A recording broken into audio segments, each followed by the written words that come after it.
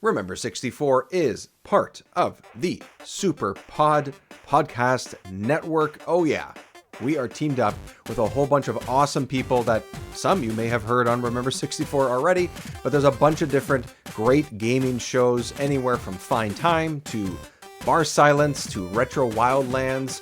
You can of course find the SuperPod Saga on there, Press B to Cancel, all of these awesome shows that are just here to talk about great times with games, share their thoughts with you, our experiences with you.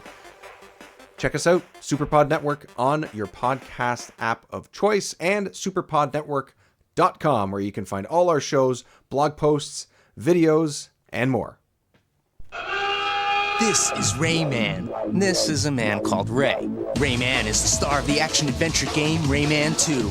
Ray is not. Rayman can shoot, swim, swing, fly, and even water ski. Ray cannot. Rayman has friends and enemies in dozens of epic worlds. Ray has a sister in Florida. So, remember, it's Rayman, not Ray. Rayman 2 for Nintendo 64.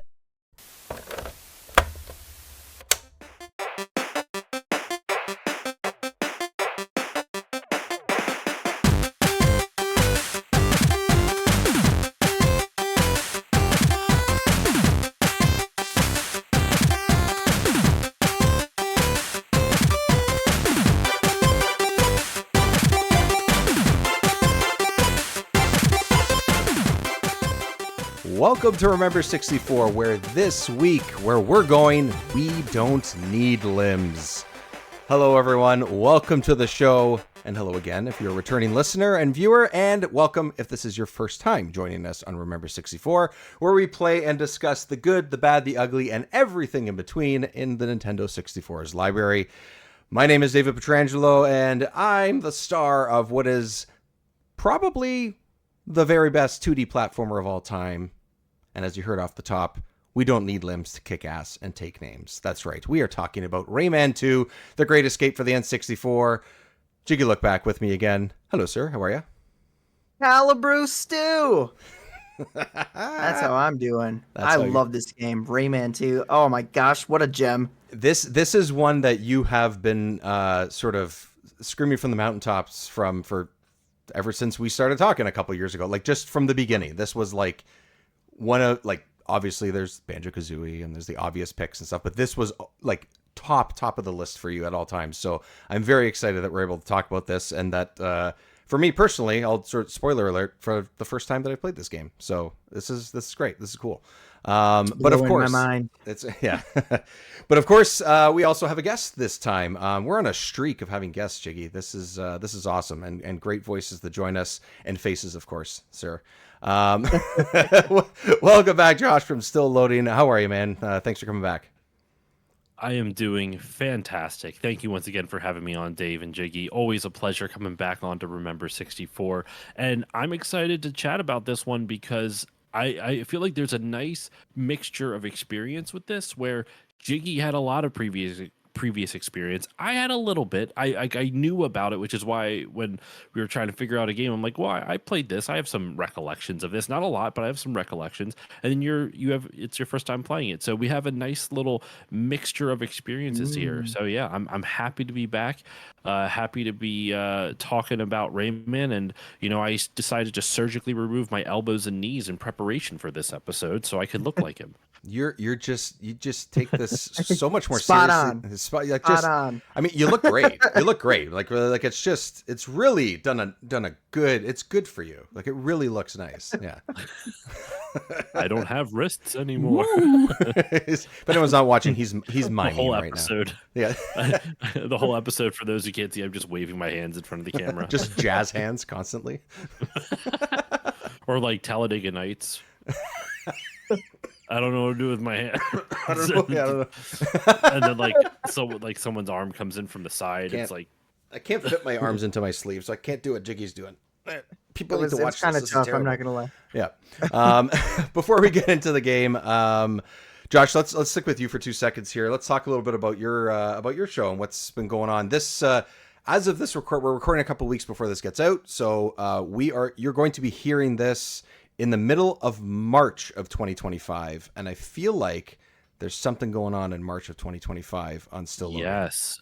In the middle of March, March every single year I do Mario Month, and this year for Mario Month, which both of you I believe have been guests on. I think you were both on Mario Kart last year, different episodes, but separate episodes. You had to separate us. It was just gonna get too violent, too heated. You had to separate us. Like kids in the first grade. You just have to be at opposite sides of the room. And those Remember 64 boys are great, but they get violent real fast on real fast when it comes to kart games. Actually, we're mostly on the same page with a lot of these karting games, so I don't know. I think we are actually. I'm this year. It's all Mario RPG games. I'm covering Super Mario RPG, Paper Mario, the N64 Paper Mario, Mario and Luigi Superstar Saga, Paper Mario: A Thousand Year Door, and Mario and Luigi Partners in Time. I have, with the exception of Super Mario RPG, it was my first playthrough for all of them. So it was a real fun experience to go through that. And since this is coming out in mid-March and they'll be coming up quickly, in April this year, I'm doing Punch a Nazi Month for no topical reason whatsoever. Just really feeling like punching some fucking Nazis. Just feels like, I don't know, there's just something in the air that makes you want to, there's something about it. I don't know. Something's going on. Yeah, I will tell you, my fists are ready, sir. My fists are ready. Right in the mush. They're covering Wolfenstein 3D, Medal of Honor Underground, and Bionic Commando. And real talk, where I don't know what the etymology of saying punching someone in the mush came from, but we need to bring it back because that's just fun to say. Just right in the mush. Right in the mush. Right? That mush? Right there. That one. Right there. Right there. So yes, punching someone in the mush kind of makes me picture Batman punching Clayface. That's what that sounds. That's what the first thing I picture from like the animated series. Like anatomically, where is the mush? Where is the mush? Well, for me, it's in my midsection. I have one. It's in my midsection. I know that for sure. I know that. I can tell based on what my midsection looked like before COVID and after. So I just want to make sure, for those who don't know, I'm pretty sure it means you punch someone in the face. But now I'm like double checking. Like, is that correct etymology?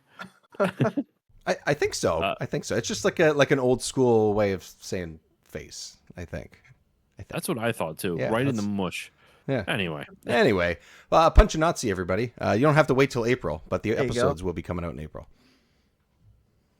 Yeah, I'm excited. So that's what I got going on, and a certain guest on here may make an appearance on one of those episodes. You'll have to find. Stay tuned. Ooh. Or will we have to be separated again? Okay. So that's what I got going on. I'm looking forward to it. I have yet to record any of those at the time we're recording this, but I actually just beat one of those games in preparation. I'm looking forward to the rest. Nice. That's awesome. Okay, so before we jump into the game one more time, Jiggy, I wrote this down as a note.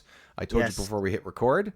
And this is the section where instead of making it discreet and making it more natural, I am saying that I am going to be plugging aspects of the show, including the Patreon page of Remember 64 at Remember 64 Show on Patreon, where you can get every episode, including this one, early. You can get pre-show chats, access to polls. You can get some posts that come up on like social media and things like that early. Just continuing to sort of do extra things on there as much as I can. You can even be a free member, and sometimes I'm posting stuff on there as well for free members. And every once in a while, I'm putting on a little bit of like a Patreon kind of lets you do like a little bit of like a promotion thing where if you're a free member, you can jump into one of the tiers for half off for a month or two. Every once in a while, I'm going to be doing that. So even if you're not ready to shell out $1 or $2, which is totally fine, all up to you, it'll keep you up to date when that stuff is happening. So you could do that at patreon.com/remember64show. And what else, Jiggy? What else do I always forget? Well, let's see. If you're watching on YouTube, you got to drop a like in this video and subscribe if you haven't. And if you're listening to this on any podcast platform, please rate the podcast. That would be fantastic. If there's a certain amount of stars, say 1 to 5, just give it a 5. Just 5, just straight up. You don't have to think about it. Don't think twice. You don't have to listen to the rest of this. Number, just drop 5. It's a great number. 5's a nice number. It's got a 90 Someone say the angle best at the number. top. semicircle at the bottom. It's got all the angles. It's well-rounded. It's a well-rounded Studies number. have shown that people who hit 5 stars are instantly more attractive. So, just food for thought. Damn, I got to start rating more Don't you want to podcasts. be more attractive? Damn, that's my problem. I got to start rating these podcasts more often. Damn. No wonder my wife Yep. doesn't like me. That's why. That's why. I rate podcasts. So clearly, Please, everybody, please help us. Help us by helping you become a better-looking man or woman. Please. yes. Yes. Okay. Remember 64. Find us out there on social media as well. Remember 64 show. Try to keep everything consistent. Mostly blue sky at this point, but as of this recording, as of this episode, who knows what's going on in the world? Anyways, enough of that. Let's talk about Rayman 2. Okay. So like I said, I have no experience playing this game. Like you said, Josh, I do have. I did know of this game. I actually know a friend that had it for, I want to say, Dreamcast at the time. My only buddy that had a Dreamcast, this was one of the games he had. I think I watched him or his brother play it a couple times. Never really got my hands on it as far as I can remember. I referenced it in my intro. I do think that the best, or one of the top 3 2D platformers of all time is Rayman Legends from about 7 or 8-ish years ago. Something like that. Yeah, within the last decade, maybe? I don't know. I should look it up, but I haven't. 17? Yeah, something like that. Anyways, that game is... I thought it was like 2012. That game's incredible. I'll look it up. There was Origins. Origins, and then earlier. what's great about Legends is that it has everything that Origins has in it, and then they added more to it. Like You're right. It's not even just a sequel. It's like an expansion almost of it. It's amazing. It's such a good game. It's got to be earlier than what I said because it was on Wii U. Legends was or Origins was? Legends started as a Wii U exclusive. Oh, I didn't know that. Oh, okay. Yeah. So I've played it on Switch and I've played it on, I think, PS4, I think is where I played it elsewhere. But anyways, my experience with Rayman largely is the original off and on. I rented back in the day, which I replayed part of before I played this, and then Very Origins different. and Legends. I don't have a ton of Rayman experience. I just know it's out there and it's kind of fun and goofy and whatever. Replaying the original, I was kind of like, ooh, it's okay. You know, it feels it's fine. It's just fine. At this point in 2025, it's just fine. And that's okay. That's just the time of when that game is made. I'll just say off the top, and then I'll throw to you guys. This game's great. This game's awesome. It's really, really fun. And whether you haven't played it in a long time or you haven't played it at all, I definitely recommend people go check this out. Find a way to play it regardless of what platform. Maybe we can talk about some of the differences as we go along if we have those. But playing it on the N64, playing with a 64 controller felt good. Yeah, that's where I'll keep it for now. But Jiggy, let's go to you, man. This was. So you know what? I think I want to hear your guys' thoughts. Okay. Because I feel like this is refreshing for me to hear, because I am filled like nostalgic bias for this game. It's definitely there. I do think it's like in general just a good game. Like I don't think I'm wrong about that, but I know that I think I hold it a little bit higher just because I have that, like I played the crap out of this game growing up. So Gotcha. I want to hear your guys' takes before I chime in. All right, there we go. Do it. On to the next. Well, I'll start off with my personal experience with it, how I kind of first played it. So I actually rented this from Blockbuster back in the day. I remember getting it. I don't remember if I chose it or my parents. I think like I just asked if we could rent something and they just picked this. I forget why they would have picked it. I don't know if I just don't remember if it was me that picked it or my parents. I'm leaning towards my parents just picking it at random. It looks friendly. It's cartoony. Why not? You know, yeah. So I've never played the original Rayman game ever. I shouldn't say that. I played it like on an emulator once, but then I played this, and this is a game that I didn't get far in at all. I don't even think I made it to like the first. I might have beaten the first 2 levels tops out of like the 18 or 19 in the game. So I didn't get far at all, but what really captured my imagination about it as a kid was I everything kind of felt very dreamlike when I first played. Like I remember like Rayman being captured at the beginning of the game, and Glowbox coming up, or Glowblocks or Glowbox, Glowbox. Box. or Glowbox. Glowbox rescuing him, and then talking about having to go get the Great Fairy Lie, or Lee, or however you pronounce her name.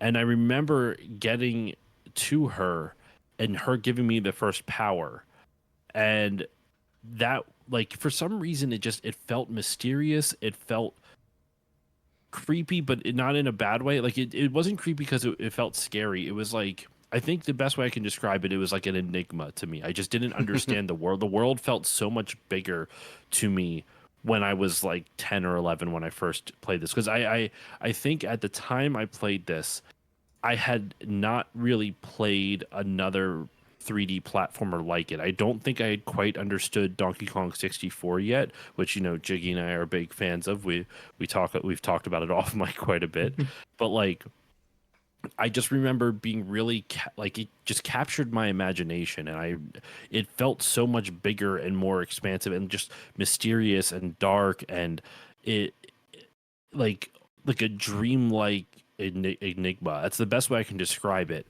And I didn't play it again after that one rental until It was like one we were talking time. about. Wasn't It like was one time. Oh, well, it stuck One with you then. time. Damn. It really stuck with me. Yeah. And like, I didn't understand, like, you know, you free the lums from like, you know, there was some stuck in the cages, like the fact that there was just cages dangling and you could break them open and there was people inside. I'm like, what's happening in this world? it really just kind of like filled me with like, not anxiety, just like, I felt concerned for what the world was, like concerned, like I cared about the characters even though I didn't understand what was happening in the slightest.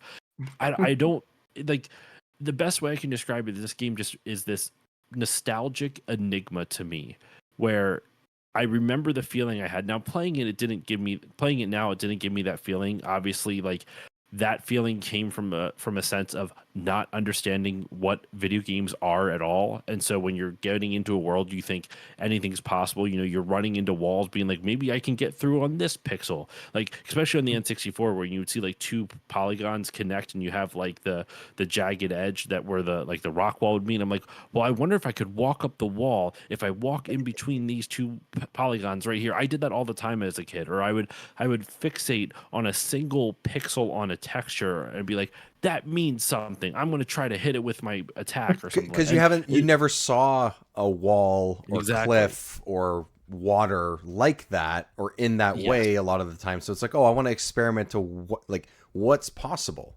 and to not understand game design, and not that we're experts in any way of that, but like to not understand it at all when you're a kid. Now we have decades of gaming under our belt at this point. So like we have all this knowledge to fall back on, but when you're first getting into games as a kid, you got none of that. So this whole thing was just mysterious, and it was just like otherworldly to me. And it stuck with me, that feeling of it. It really, that childlike sense of wonder is what I experienced from this game. And I just remember having that feeling from the one rental, and that was it. And then years later, like literally like over 2 decades later, I started collecting, or like a decade and a half, I started collecting games. And I remember eventually getting a physical copy of it, and didn't really touch it again. I was just like, all right, I remember renting this from Blockbuster and it being really cool. And so now playing it as an adult, I got a whole new, like, obviously I did not have that same feeling as I did as a kid. I wasn't expecting to either. Like, I knew I wouldn't. Like, you can't have that same sense of wonderment once you understand how games work. But I still enjoyed my time with it overall. I think we'll go into detail obviously as we continue the conversation, but overall I enjoyed it. I think this game might be better on other platforms. I think the N64, I don't know if it's because I was playing on an upscaler on my HD TV or not, but I had so many like frame rate issues. Like, it was very choppy on my N64. Okay. And did you guys have frame rate issues at all? Or did you Jiggy, play on you have the physical cartridge, right? I do have the physical cartridge. Yeah. I played it on do you the have an EverDrive, so it might not be the same, but I actually didn't run into any issues, and I also hopped into the first stage, maybe first two, on Steam Deck, which is obviously also emulation, and it ran fine. So Well, let me ask you this. Do you have an expansion pack? You I probably do. do. Did you run it in the resolution mode? I There it is- that's might right. have- There's I two think different I, modes. Yeah, I think yeah. I turned off resolution mode. I don't remember though. I forgot to I think make I might note have of that. turned This off. is like the first game that I've seen from this era Yeah. that had that, and I was like, wait. Yeah, it I has like a thought this higher was like resolution a mode. 20,000, like a 2015 thing. Like what or Does it 2020 run thing, better really? Like, on or off of resolution mode? I've heard that it runs better off, but I've honestly never really tested it. I'll have to see if it was on or off. I might have kept it on because so once you get past the opening level, which is very short, not really any enemies, no really way you can die. Yeah. It's just kind of like, you're collecting the It's a lums and tutorial. you're Yeah. it's a little tutorial area, right? And then you get to like kind of the hub area, which is like a creek, and like that lagged like fucking crazy. Yeah, Like, I it don't was so choppy. I don't know about that one. I played it. I don't remember it lagging. Unfortunately, the last time I played it, which was on stream, I played a different version. I played the Dreamcast version because I have that one too. And I had never played that version. And spoiler alert, the creator of the game said that that is the best version. Yes, I was watching I put it in our Discord chat. There's a video you can find from Double Fine Double Fine, I think is the Yeah, studio's Double name. Fine. Tim Yeah. Schafer. Tim Schafer, the head of Double Fine, does a, game like Play with the Devs series, and like 9 years ago he had the director of this game, Michael or Michel Michel. Ansel. He was on, and he was talking about it. They were playing the Dreamcast version, and it looked fucking beautiful. Yeah, The it looks N64 nice. one looks fine. Mhm. It's like, I think, art direction, it looks great, but because N64 has that natural kind of fuzz to all of its graphics, it looked so much nicer on the Dreamcast version. Like, so Oh, yeah. much nicer. Oh yeah, and the Dreamcast version runs at 60 frames, which is really nice. You Oh, feel that does it? buttery smoothness. Oh, wow. The N64 version though was first. Yeah. Mhm. The N64 version was the first version put out of Rayman 2. Whoopsies. Talking about the differences between versions is really interesting because fundamentally the Dreamcast version, it higher resolution, higher frame rate, adds some like specific areas and things and challenges, Mhm. which is really cool. But like all in all, pretty much the same game, Mm. Mhm. just with those added perks.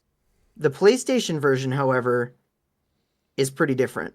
I It feel like they would have to make a lot of compromises for the PlayStation version. Yeah, it does. So what the weird thing is, the gibberish in this game, which Yeah. is one of my favorite things, just because I love Banjo-Kazooie and the gibberish is amazing. Yeah. PlayStation is full voice acting. Oh, I didn't know Really? that. Yes, the PlayStation version is full voice acting. Oh, see, okay. It's weird. Okay, so that reminds me of one, I agree. I'm not a fan of that. That reminds me of, I don't know if you guys have played any or some of like the Lego games, like Lego Star Wars or Indiana Jones or Harry Potter or whatever, right? The early versions of that didn't have any voices. It was all based off of physical comedy. So Yeah, goofy things happening better. to it's better. Goofy things happening to your favorite Star Wars or Harry Potter characters or whatever, and in Lego pieces. So they'd fall into a bunch of different pieces and bricks and things, and like they had to be more creative almost with that. And it reminds me of that, where I enjoyed that comedy better than when they started adding voices to it. Because now they made lots of money and they could. That's basically Yeah. probably the reason why, right? And that's fine. It's a choice, but I preferred it when it was just, a cartoony physical comedy. So that's what this reminds me of. And it's almost the game's almost funnier when there aren't any voices, I think, for Rayman. Like, I think it's fun to have like this, what do they call it? Simish or Simlish or whatever in the Sims? Like, what do they call that? Yeah, language? it's like Yeah, similar. yeah. That's what it reminds me of, and it's great. It's great. I love that. That's interesting. I didn't Yeah, it's realize it silly. was fully voice acted. Yeah, it's just kind of bizarre. It does that, but then it cuts back on like the amount of lums in the game. I think it strikes out a few levels. I did read Just that. kinda, Yeah, there's a few left. yeah, it's a little strange, and I think the PC version is more like the PlayStation version, if I remember right. Mm, I know it has less lums as well. It may not have the voice acting though. It's bizarre, but this is one of those games too that's been ported to so many consoles, like yeah, I was throughout time. surprised. They changed the names of it too, but like there's the version on the DS is not called Rayman 2, it's called Rayman DS. Yep. It's weird how many times this game has been ported because Rayman 2, N64, PS1, Dreamcast, PS2, PC, Yeah. DS, 3DS.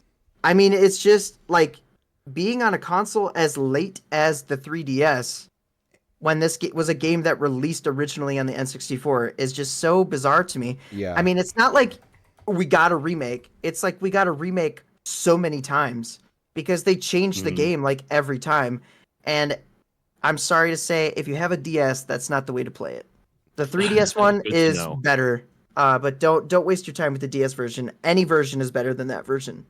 Why? Just it Wow. just doesn't It doesn't work. it's just not great. Mm. Yeah, it doesn't run well. It's just yeah, don't do it. I And mean, then they even, I mean, it's obviously not in 3D, but they even made like a Rayman 2. It says 2 and like almost like it's squared. Like Rayman 2 Forever for Game Boy Color. Like like Yeah. it was everywhere at this time, and I was just, I don't know why, like if it was everywhere, especially on Game Boy Color. I carried that thing, and GBA, I carried those handhelds with me everywhere. How did I not play any of these versions of this Mm. game? It actually is quite surprising when I think about it, because I'm like, it was someone I know had it. Yeah. I could have rented it, just like you guys said. Like I could I have. mean, like the and I thing just is didn't. though, if like I Just only didn't. ever saw this at Blockbuster as a kid. Like I didn't Right. see the Game Boy version. I never saw the PlayStation or the Game Boy Advance version, excuse me, or the PlayStation version. Definitely not the Dreamcast. I might have seen the Dreamcast in like a store or something like that, but I Yeah, didn't have a yeah, Dreamcast. So yeah. it was like, in one ear out the other, or in one eye out the other. Yeah. I didn't really think about it because I couldn't play it at the time. Yeah. So it really just kind of feels like, I mean, I wouldn't kick yourself for not finding it when it's I'm like you just don't really. surprised. Just surprised. I Yeah. don't know. I Well, mean, there's so many games out there. Yeah. It's easy. Yeah. Yeah. Especially at that I was time, gonna maybe s- I just wasn't looking for the single player stuff too, right? Like it was a 64. It was Oh, time to play sure. Mario Party. Sure. Like that's part of it. Like Did you guys ever play Tonic Trouble? no, that's No, another one what's that's been on the list where I just like, ooh, I hear this is fun. Like I So don't really know Tonic anything about it. Trouble was Yeah. actually the prototype Rayman 2. Oh, you've told me that Okay. before. Yeah. Yeah, so that the same developers and everything, they actually made Tonic Trouble. They were making kind of a tech demo for a Rayman game in 3D and developed Tonic Trouble, and they were just like, well, let's just make this a whole game because it was fun. And so they did. And in Tonic Trouble, you can actually see a lot of references to Rayman, which is pretty cool. And actually in Rayman 2, there's actually characters from Tonic Trouble as well.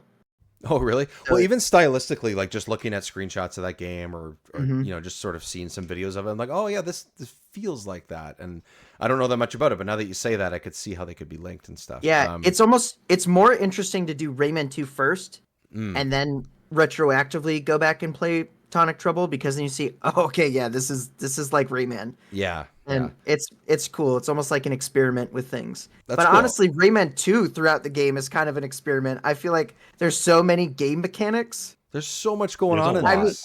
like so Yeah. much every going on. level is like totally different. I So- mean, at heart it's a 3D platformer, but Yeah. Yeah. But there's more it's than awesome. that happening. Yeah. I think Oh, I yeah. want to, before we get into some of the gameplay details, I wanted to go jump off what you guys said about the different versions and stuff. One Mm-hmm. of the first things I noticed about this game was that I actually thought it looked really good. I think Oh, it looks good for an N64 yeah, game. you're not saying doesn't that it look looks as like good crap as or the anything, Dreamcast but version. yeah. Yeah, Well, the Dreamcast, it looks smoother. Obviously, if Jiggy's saying like it runs at 60, like there's differences there. You're gonna notice that difference, especially if you have. Well, like it's on a- more powerful hardware. Yeah, Like, exactly. it was As it should look better and run better. But I like when it starts and you get a lot of like close ups of Rayman himself, like him specifically. They really, I think, found a great way to make Rayman look exceptional, I think. Like, I don't know if it's just he's a little bit smoother than the rest of the characters. I don't know if it's his expressions. I just found that the way that they designed him and his motion and mannerisms and all these things, like when they get close up on a lot of characters for an N64 game, often you can see the flaws sometimes. And a lot of the time in this, it almost looks better when you're up close to Rayman. And I think that doesn't happen often. Maybe it's because they don't have to render his limbs. I don't know, but they talk a little bit. They talk a little bit about it in that gaming or play with the devs video from Double Fine, where the N64 was better at flat shaders. Like it didn't do well with like really complex textures. And so Rayman, if you look at his textures, they're very plain. And I don't mean that as an insult. Like he's got his body, his torso is just purple. Yeah. His limbs are pretty much just white with the occasional line to indicate his fingers or his feet or toes or whatnot. And then his face, for the most part, is just one or two colors. And it's and then like only his eyes move really. Like yeah. Yeah. And because he has such a cartoonish design, he can be more emotive and expressive in the way they animate him. And it's just very smart art direction if you think about it, because if you look at like other games that are going for a realistic look, like GoldenEye, Perfect Dark, stuff like that, while I have nostalgia for those graphics, like the art direction isn't as strong. It doesn't hold up, I should say, as much as this does, where, yeah, you can tell this is an N64 game, you can tell it's old, but it doesn't necessarily look bad. I would say it looks, you can see its age the most in the environment graphics, in the environments, but like Rayman himself, it just looks like it almost looks like if someone made an indie game with a low poly aesthetic, and they with just strong art direction. It works really well. Rayman looks really good in this. I mean, the game looks especially good for the time, but like Rayman still doesn't look awful now. Yeah, no, it still looks good. And I like it's the subtle details I appreciate a lot of the time with like, graphics and art direction and things like that. Like we were just watching, I pulled up someone's like long play of the video, and they're swimming in one of the parts, and it's not like, oh, you swim, and I mean, this is no knock on Banjo-Kazooie, but essentially like when you're swimming underwater with them, Kazooie pushes with the wings and Banjo's feet kind of just flutter a little bit. Rayman, maybe it's you don't have like as many options of how you swim, but like his motion, how he really looks like he's floating through the water. Like extra, maybe it's because he doesn't have limbs, he doesn't have legs attached to his feet, but his feet are kind of like floating a little bit when he's not using them, or when you go down, the motion on his ears or his hair or whatever you want to call it, are they considered ears? I think they're ears. It's hair. It's hair. Yeah, that looks a little bit like ears to me. I think they're shaped like ears, but I think it's actually hair. I can tell you why it's hair. Please. Because in Rayman Origins and the PS Vita version specifically, I had that. There is a cutscene that shows how Rayman got his hair, and he was actually bald in the beginning, and little creatures that look like his hair came over and like hopped on his head, and his girlfriend at the time like freaked out, and then he ended up like falling off a cliff or something, long story short, and the hair started twirling and like hovered him down, and that's how Rayman got his hair. I liked it more as the ears. I wish that was in the narrative. That his ears are just, that does make more sense. So if you think about it, because if he can turn his like those things into helicopters, having it be ears would be really painful. He wouldn't hear anything. It's just whoosh right into the ear canal. So anyways, I just wanted to mention that because I liked, the art direction is something that Rayman has kind of, it's interesting because you go from 2D to 3D. Sometimes it's hard to sort of translate some of those characters or those worlds. I think they did a pretty good job with this. When you look at this one, or you look at ones that were even after this, it's, it's a choice, I think, from the original game. And then they continued it with this, and I think it works. I think that was, they did a good job of translating it into a completely different dimension, as you might say. So, And to shout something out real quick, they specifically, at least in the first area, but the game in general, but specifically they mentioned this in the first area. I think in like the jungle, like either the first level or the tutorial area before you get to kind of like the hub area. That area, the jungle specifically, was heavily inspired by My Neighbor Totoro, Hayao Miyazaki's movie My Neighbor Totoro. The game's art direction in general was inspired by Hayao Miyazaki, but they specifically cited Ansel or Michel Ansel in that video specifically cited My Neighbor Totoro as an inspiration for the art direction and a lot of things, and specifically like the like in that jungle area, they didn't have a lot of processing power in order to render like trees and stuff. Yeah. So that's why if you look at the textures on the walls, there's a lot of roots and stuff where it gives the illusion that, hey, you're in a jungle, there's trees everywhere, without them having to have detailed trees on the textures of the wall or render a whole bunch of trees, polygons that are trees. Yeah, like separately. Yeah. So I noticed really a couple smart art times. direction. Yeah, it's a great way to sort of dodge around those limitations and stuff, which we've discussed in a bunch of other games as well. It's just how it was for the 64 and how it was for this generation and stuff, right? I noticed a couple times, like when you talk about like trees specifically, every once in a while, because there's not a lot of those like standalone trees that are there. There's one like sticking out of the wall. It could kind of look like a vine maybe or whatever. And I'm like, ooh, do I have to do something with this? And I would like try and jump on it and try and figure out if it leads me to another area. And I'm like, no, it's just there just to show you that there's a tree. That's it. That's what it is. And I'm like, I'm fine with that. But I was like, it would have been cool if that led me somewhere, like I was trying to do more with what they were showing me. But, I like the art direction's great. It's cartoony. It's just the right kind of cartoony and stuff. So, Jiggy, we didn't quite avoid it or whatever, but, you played the shit out of this game growing up, man. Oh yeah. So did you own it at like when you were younger or yeah. Yeah, you did. Okay. Yeah. Oh yeah. No idea how I got it, but I had it. Sure. Yeah. I had it, and I just absolutely loved it. And Rayman became one of my big four. Okay, and my big four is the characters I wanted in Super Smash Bros. And was always horribly disappointed that they were never in. Oh, okay. But thankfully, I've gotten 3 of those 4, which is incredible, by the way.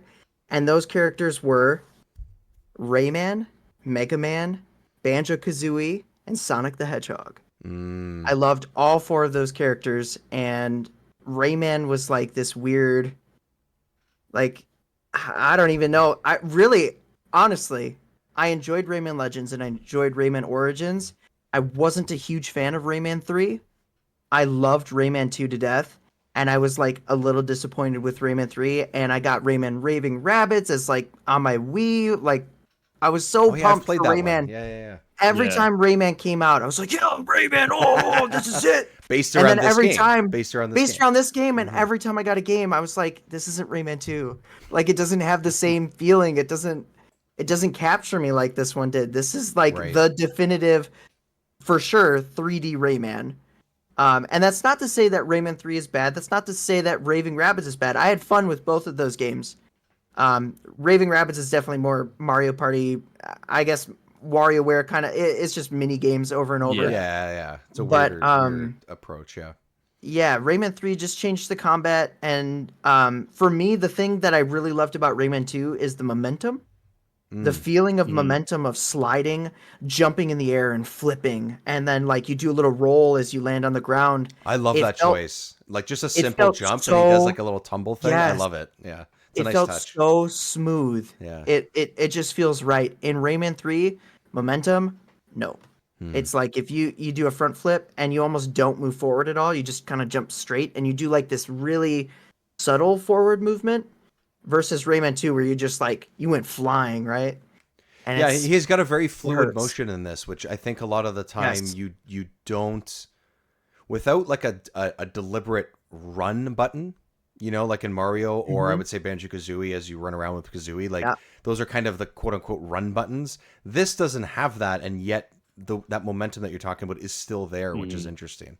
That's an interesting point. I never actually thought about it that way, but you're right. Yeah. Yeah, and the racing levels with Lee the fairy, which I actually don't know for sure if it I think it is Lee. I'm trying to remember because I did play through the PlayStation version, but I don't remember how they pronounced it because it's been a long time. I wonder if there's a way. I'll try and find it. Yeah, I didn't even get any of those levels because those were the bonus levels, right? Yeah, right. I've always not all the bonus levels. I think there's like 2 or 3 of those ones. I think. Well, there's there's one for every stage, but they're not all like that. I haven't gotten a single one. Oh, really? I think I got like 3 or 4, but I think there's 2 Lee races actually. 2? Okay. And so then, I got both. I think there's okay. Yeah, I think there's 2, and then there is like a bonus level like with the baby glow box that's like button mashing. Yeah. Which, by the way, in Dreamcast, hard as heck. Don't even bother. Just N64 is so much easier. Just because where the buttons are. It's just the buttons. It just doesn't mash like the 64 buttons do. They're a little, and they don't feel bad. It just doesn't like. I was trying all sorts of different techniques, and I won a few times, but I was like so frustrated with it. Yeah. So if anyone doesn't know, basically the way it works in this game is similar to other semi-collectathon type games. Is every stage, you collect. It's not always 30 or 50 lums. No, it varies.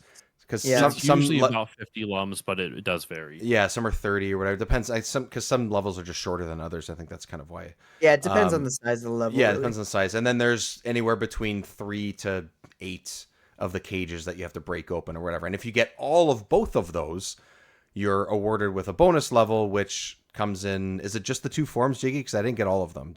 Is it? It's just the glow box, the baby glow box. Okay, so the baby glow box, which is basically a Mario Party mini game where you just press A and B really quickly back and forth, and that's how you pick up speed.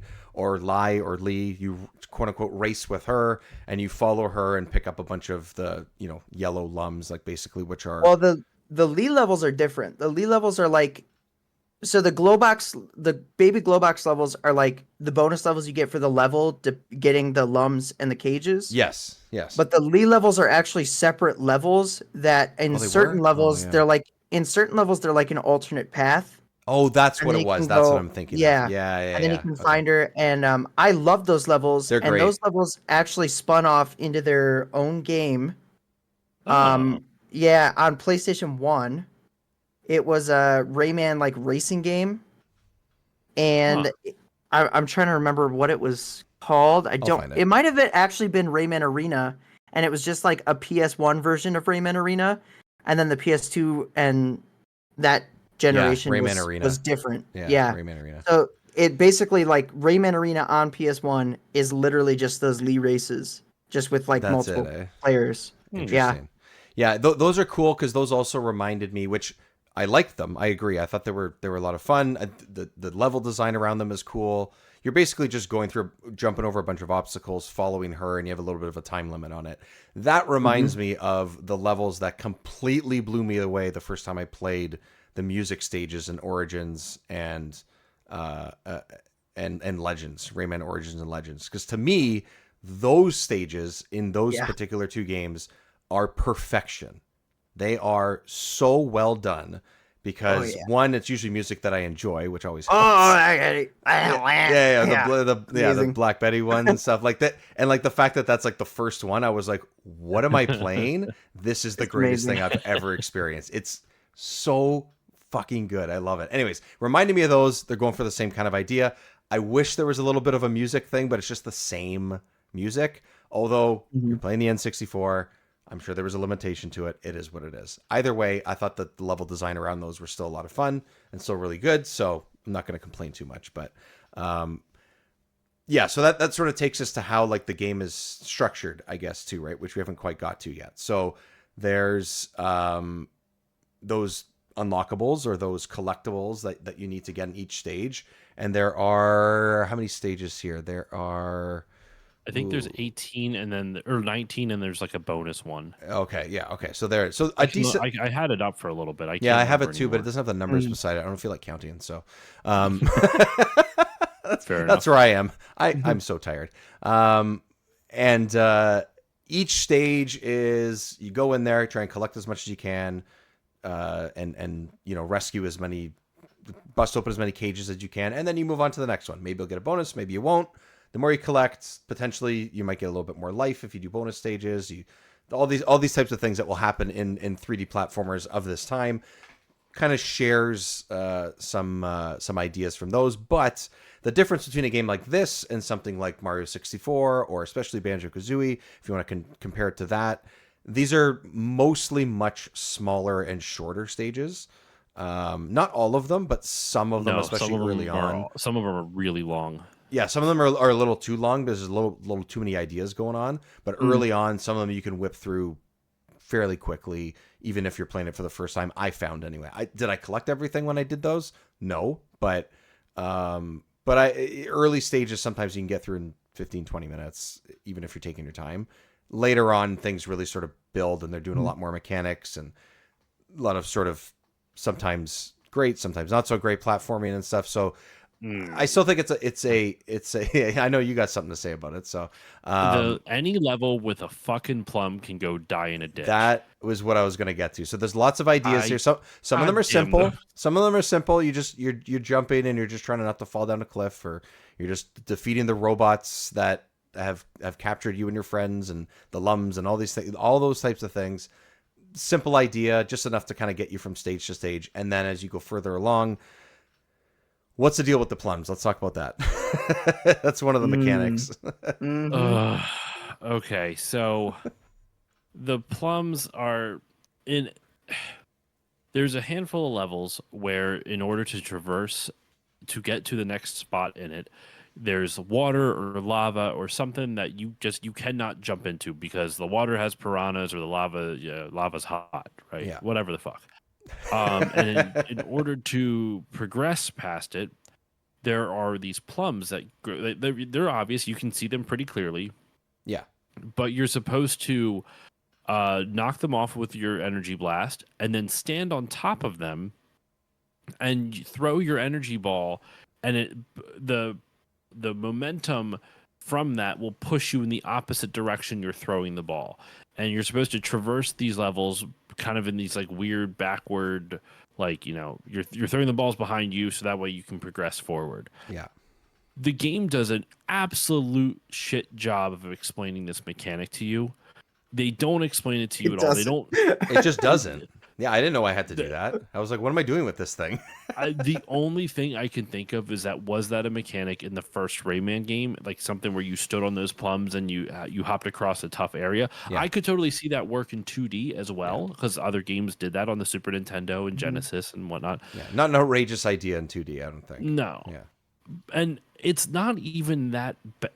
I will give them credit that while it's not taught at all, like it's awful design from that standpoint. You get a little bit of like a text at the bottom from the weird guy that sounds like he's whispering to you all the time.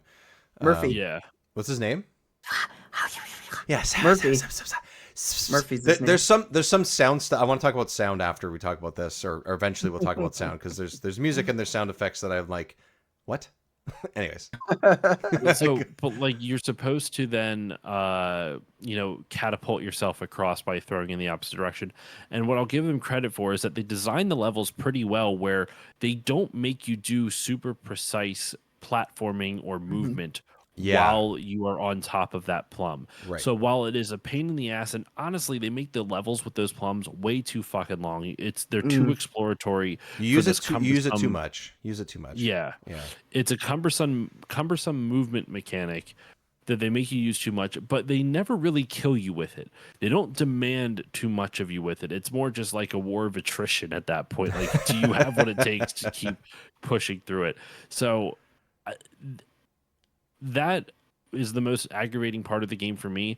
I also think there's a handful of moments that suffer from a similar problem that these plums do, where they introduce a pretty important mechanic to whether it's beating or to progress through a specific level or something you're going to use later on, and they don't give you a lot of explanation on how to use said mechanic.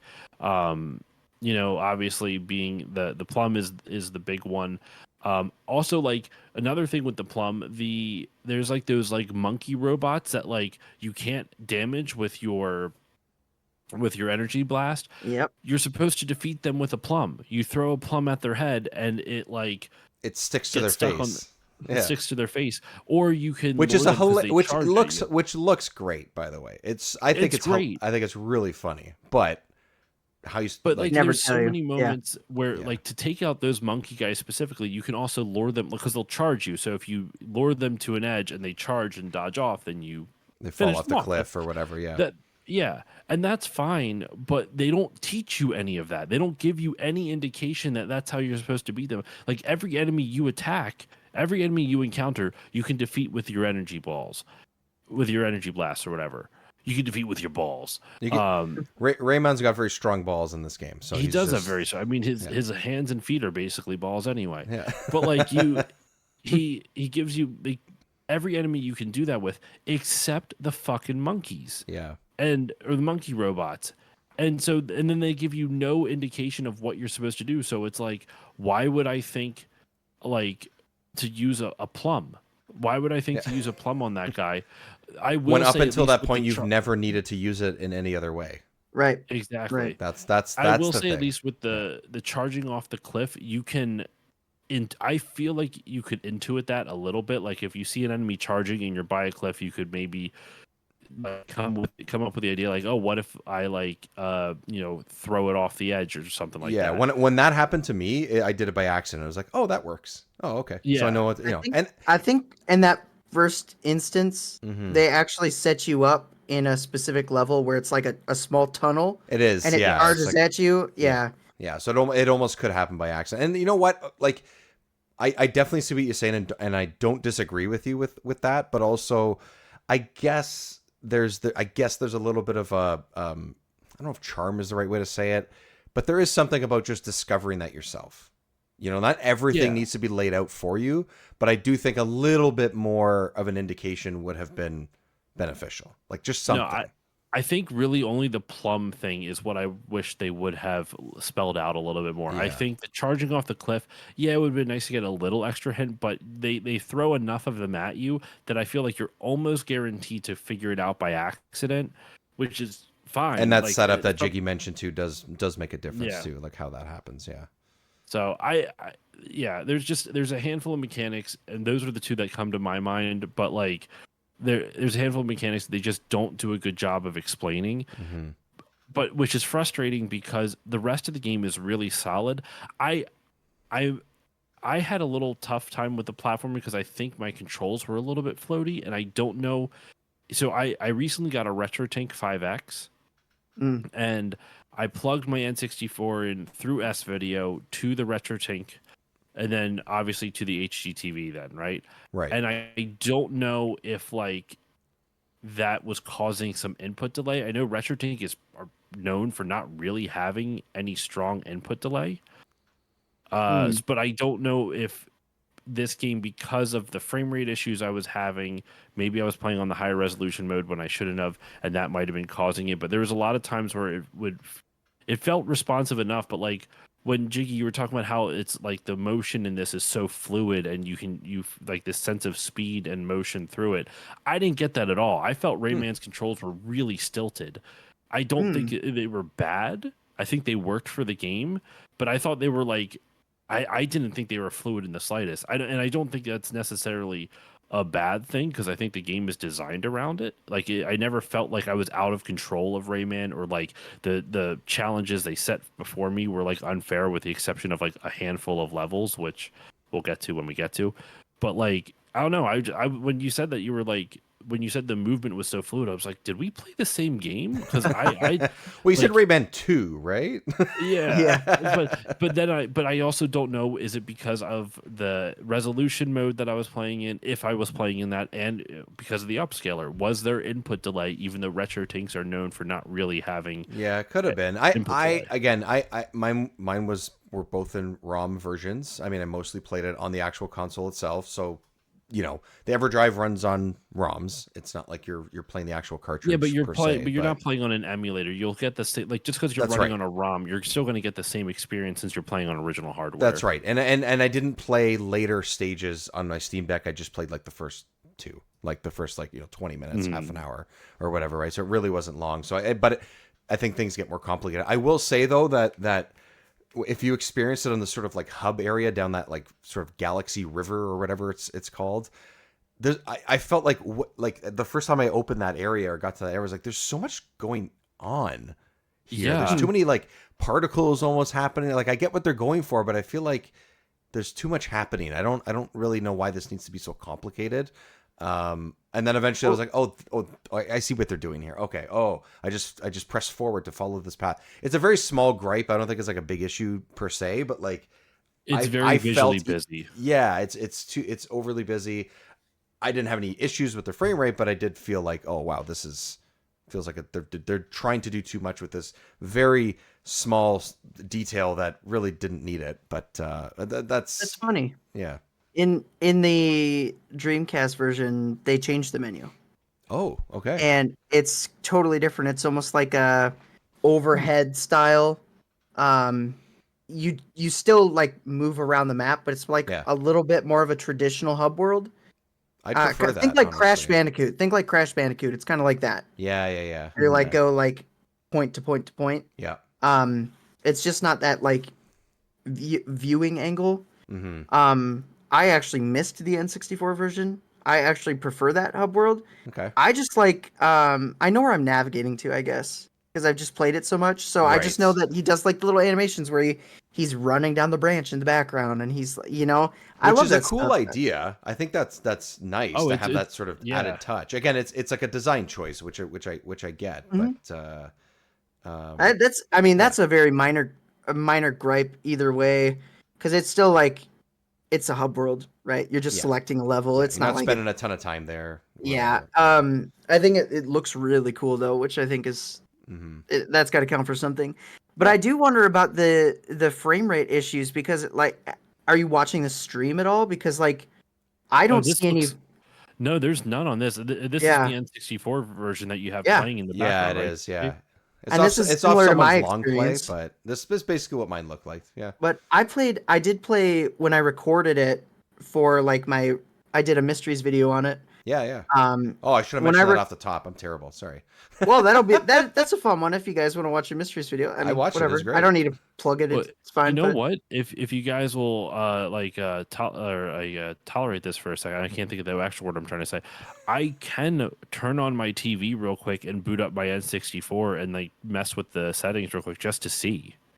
Yeah, go. We'll keep talking. Go for it. Yeah. Let's experiment.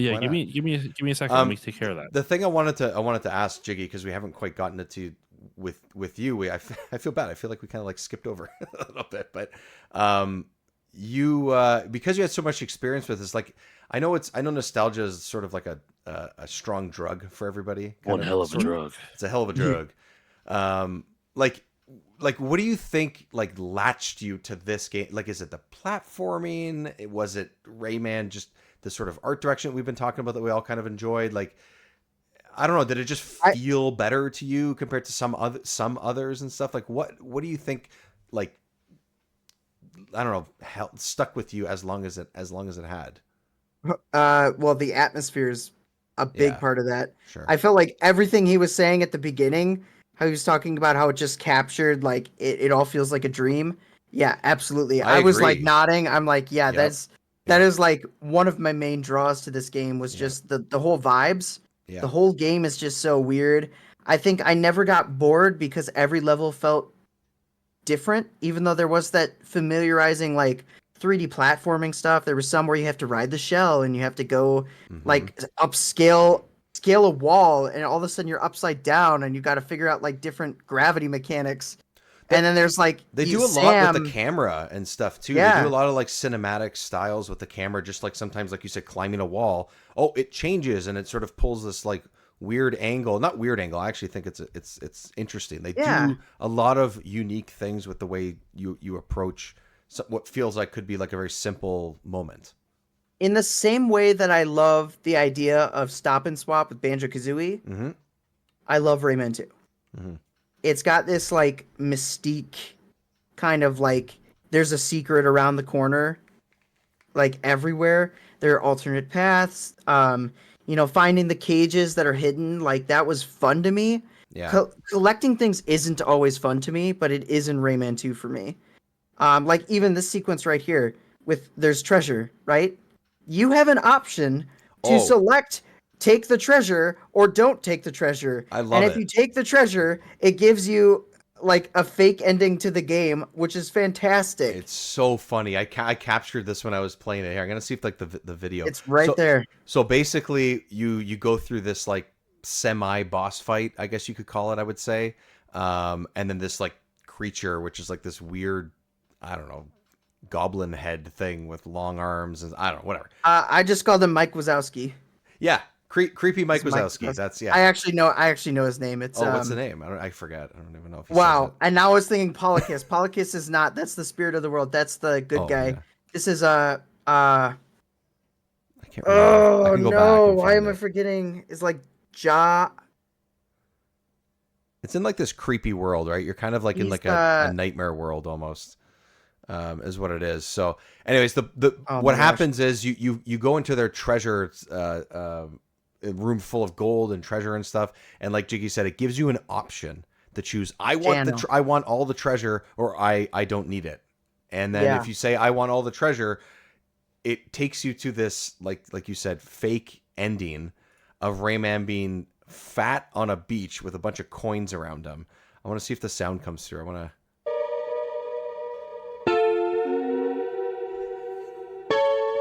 And then it just says the end and zooms out. He's on this tiny island with a bunch of coins, and he's like a giant, basically the size of a bowling ball and stuff.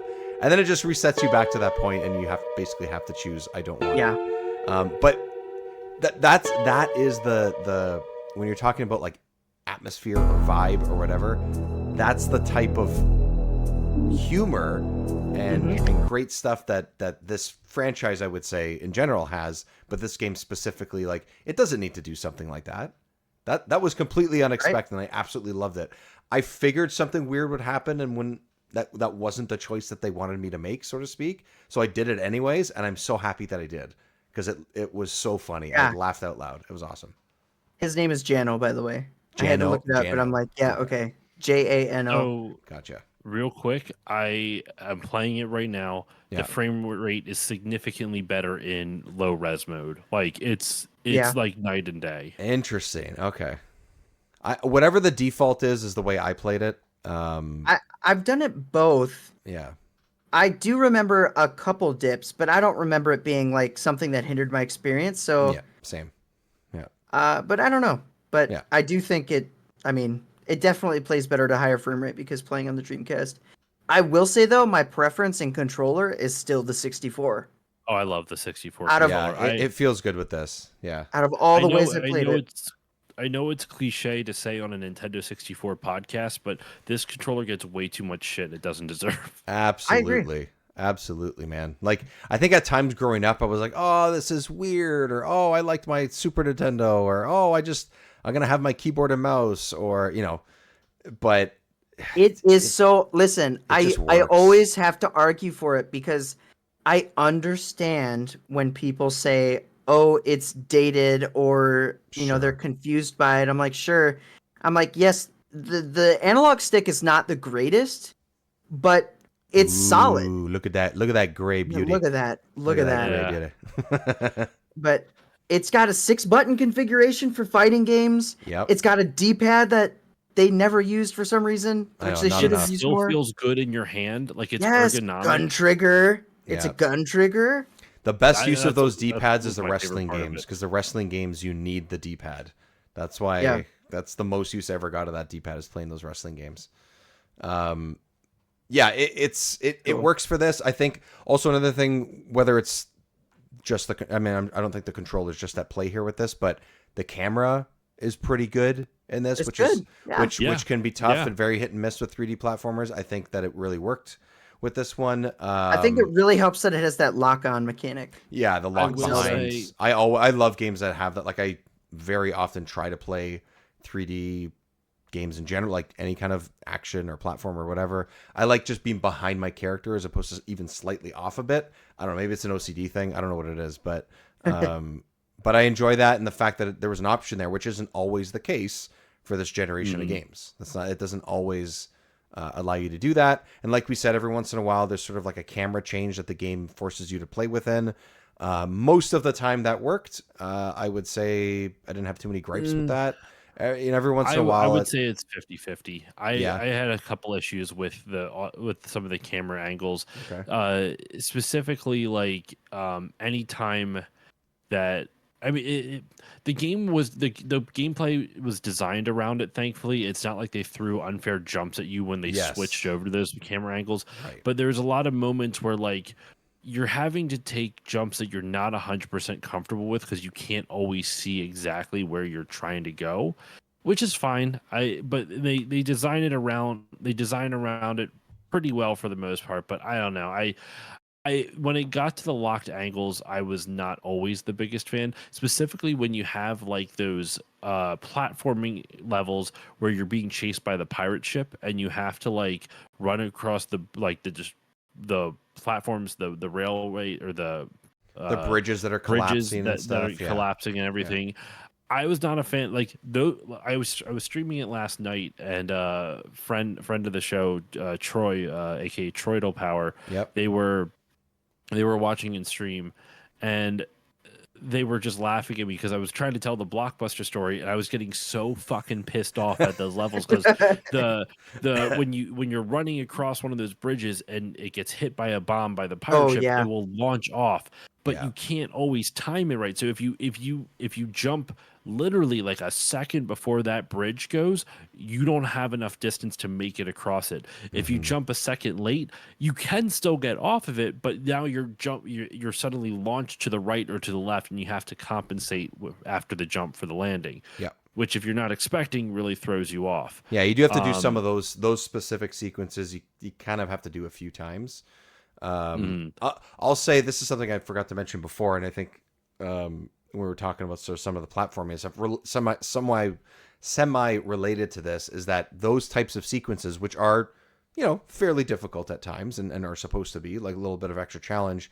This game has a really great sort of checkpoint mechanic that I really liked, where on It's those very types fair. of those types of sequences, or any really even like more simpler ones where there just happens to be an enemy, there's a green thing that you collect, lum that you collect, that basically is where you will respawn.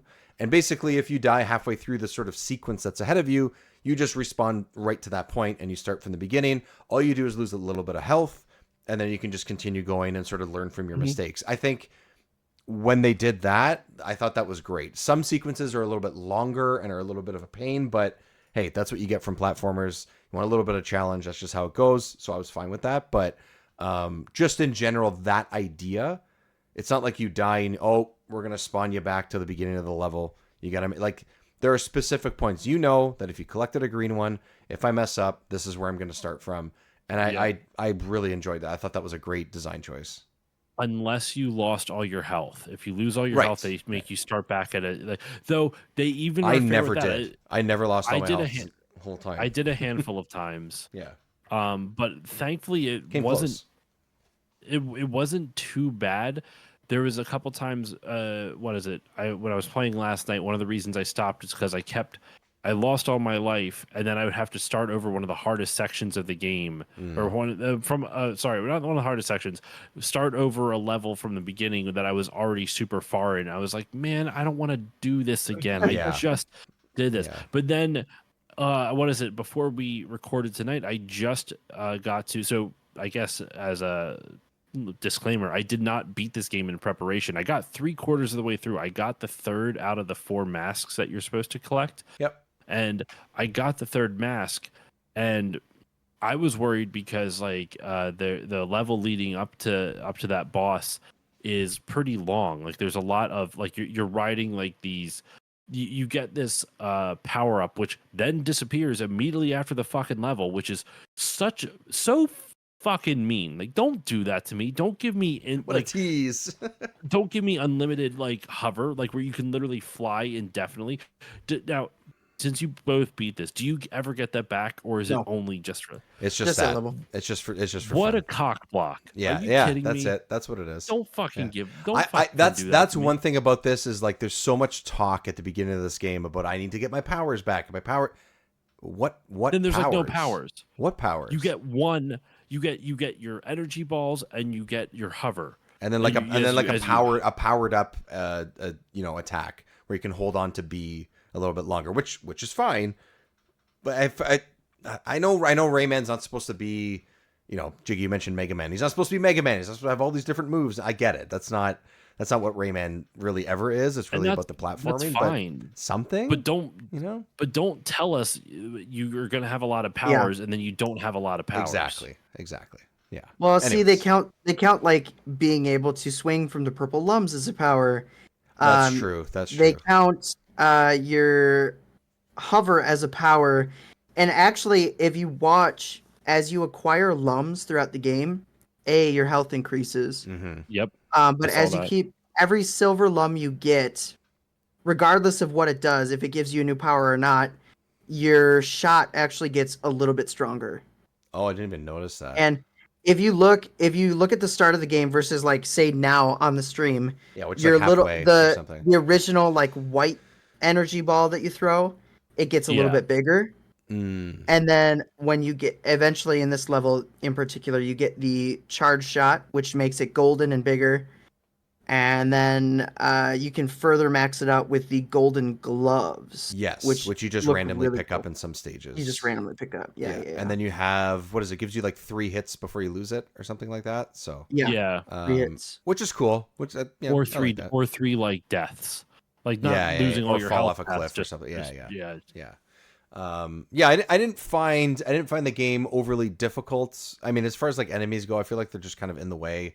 It's more really about the platforming, which I think it should be. I don't know. That's the way I see it.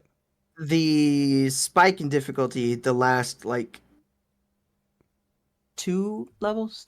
Yeah, it jumps. Oh, I'm not looking forward to that then. Yeah, it gets pretty. There's one level in particular where you learn that the shells can actually fly. Oh yeah.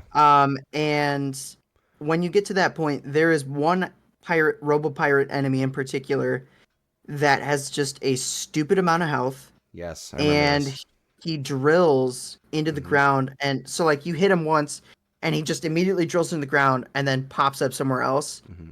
And if he hits you, he does a ton of damage. Mm-hmm. But if he doesn't hit you, the fight just takes forever because every time you land a hit, he just disappears. Yeah. And that's for me the weakest point of Rayman 2, especially like replaying it now, is the combat. Yeah.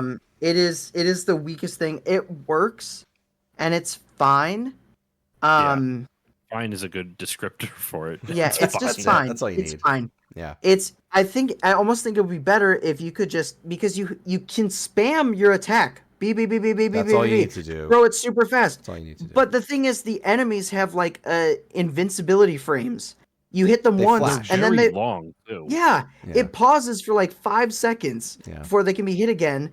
And oftentimes they'll have like the drill thing where they'll just like move away. Mm-hmm. It just prolongs fights that I would have just preferred to have them be like 2 seconds. Like I would just let me spam it and just kill them. Like I add agree. 6 more enemies. I don't care. Just let me just let you just like hammer the B button. Just let me come in. Yeah.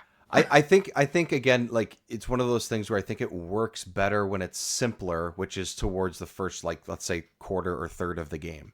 When it's just a simple, oh, there's one guy, he happens to be up on a cliff and whatever. And sometimes I like how they did that because it's like the camera locks and it kind of puts you on like an angle on the ground and behind Rayman, and the guy's like up on a cliff, and you're just, and it's really just a fun way to show you something different. I think it's not really about making it difficult or anything.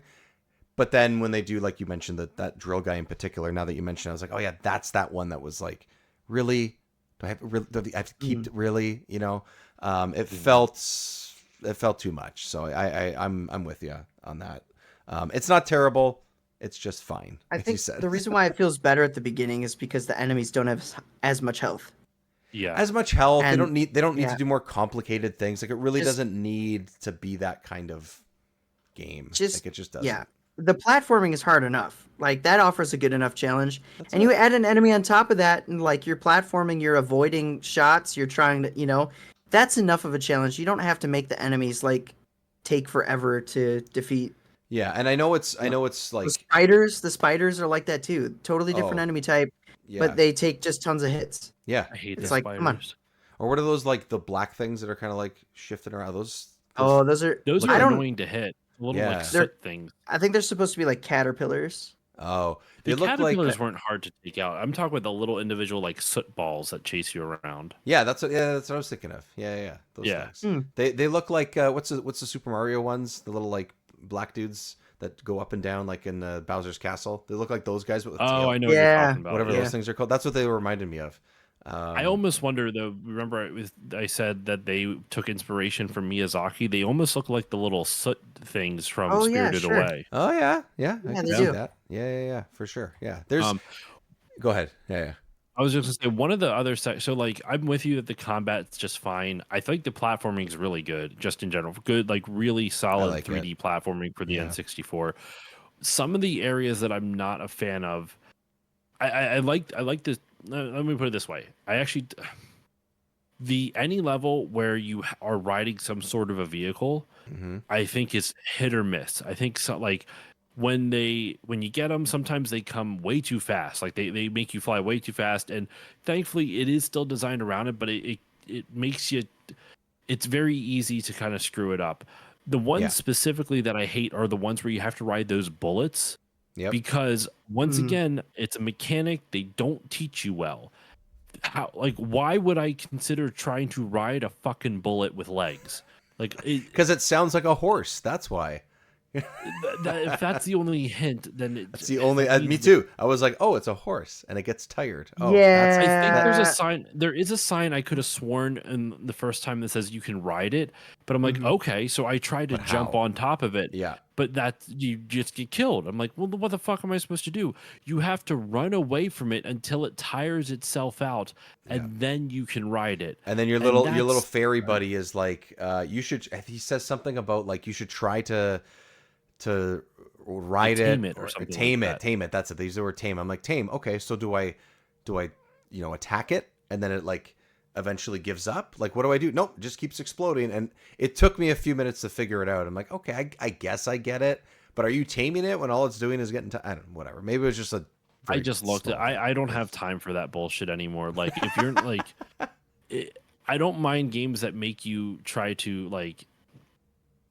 If it's a puzzle, I will take the time to try to figure out the puzzle. Sure. But that is a gameplay mechanic and not a puzzle. Like that is they're trying to tell you how to do. They are trying to teach you a new gameplay mechanic, and they are not doing a good job. And at and teaching it. an essential one too, because it's in multiple levels. It's the only way to get past certain points in that specific stage. Like, yeah. Well, and once you jump on top of that bullet, if it's not angled in the right way, you have time to turn it. But if you don't turn it far enough in the right direction, you can you still have a chance. It'll launch. Yeah. Excuse me, and you still have a chance to direct it even after it launches. But if you're it's a lot slower of a it's a lot tighter of a turn. Yeah, it cannot do tight turns. Yeah. So if you are not at the right spot for it to launch, then you're gonna have a very hard time of surviving because you'll crash right into a wall and die. it explodes, which takes life off you, and like it's that a whole pain in the ass. Yeah. I don't mind the sections where you ride the bullets. Like the actual game, like moment to moment gameplay of those sections are not awful. I'm not a huge fan, but it breaks up the gameplay really well. So I like it when they have those things. I just think the execution of it wasn't the strongest. Mm-hmm. That's fair. Yeah, I'm kind of with you on that. It takes a lot of trial and error a lot of the times, and that's all part of platforming. I get that, but those ones didn't feel as satisfying as like this is what we're watching right now is one of the ones where the pirate ship's firing at you. This is the one where I lost my shit that I was talking about. This is one I played. I think lost yesterday. I was at this point where like the first one I played. These ones I much preferred over those. Ride the sort of vehicle type. I like these better. But again, Yeah, I'm sort of actually. like, oh, I get this. This is what Rayman does because in Origins and in Legends, this is the type of stuff that game is built around, and I love it. So that's just my style. I think of what I prefer. But yeah, I want it's a choice.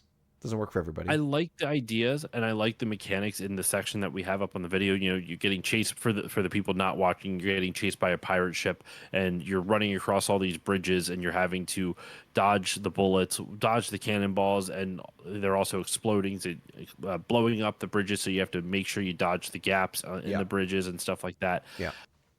This is where I had an issue with the camera, especially when you have an early 3D platformer like this, where you're having to run in a spiral. It is so easy to go off the edge. It is so easy because I do think that some modern games have had a better time with I recently beat Astrobot. Astrobot won't let you run off the edge. It will purposely stop you.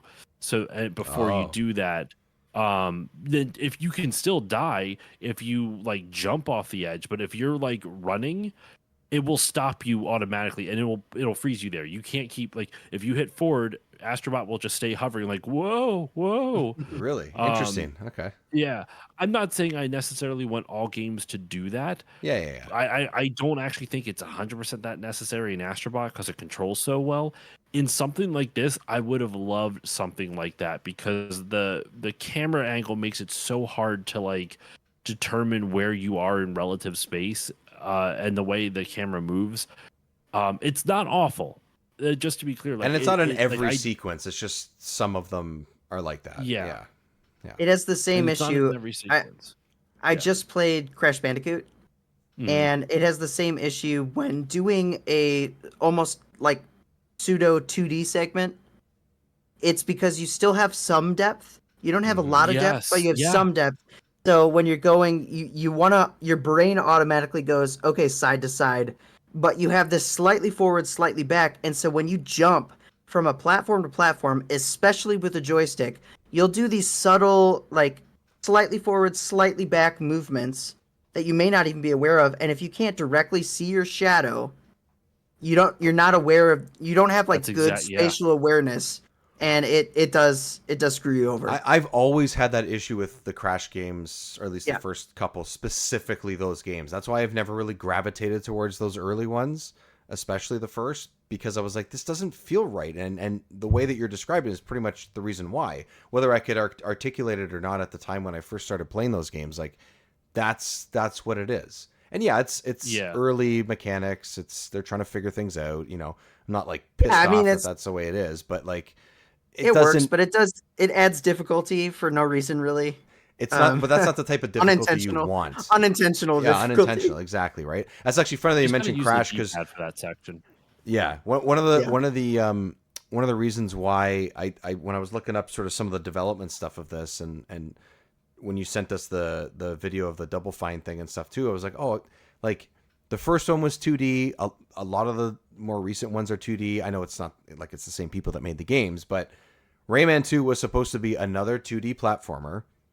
And then they saw that Crash was coming out and what Crash did, the Crash Bandicoot games, and they go, oh, we got to do something similar to that. And that's why they moved this game to 3D, was because they saw what Crash did a year or two before, or probably even more, 3 years before or something. So this game was supposed to be an early 2D platformer, maybe on the 64, maybe on PlayStation. They were sort of trying to figure it out, develop it that way, and then they saw that there was the capability of doing something like this. And Crash was one of the first things that they referenced, at least that I saw, to say oh, we can do more. And that's kind of how they started to gravitate early on towards what they had. And the first Crash Bandicoot game, okay, that makes sense. The 97 or something? 96. 96? I for some reason I thought it was 95. I'm like, that doesn't make any sense because Rayman 1 came out in 95. But if Rayman 1 came out in 95, Crash came out in 96, it would make sense that they would use that as an inspiration towards developing their next game. Yeah, because it would be about 2.5 years later that this came out. So this was supposed to... This came out in 99. Yeah, it came out in 99. The initial development started in 96. So the 64 was just coming out.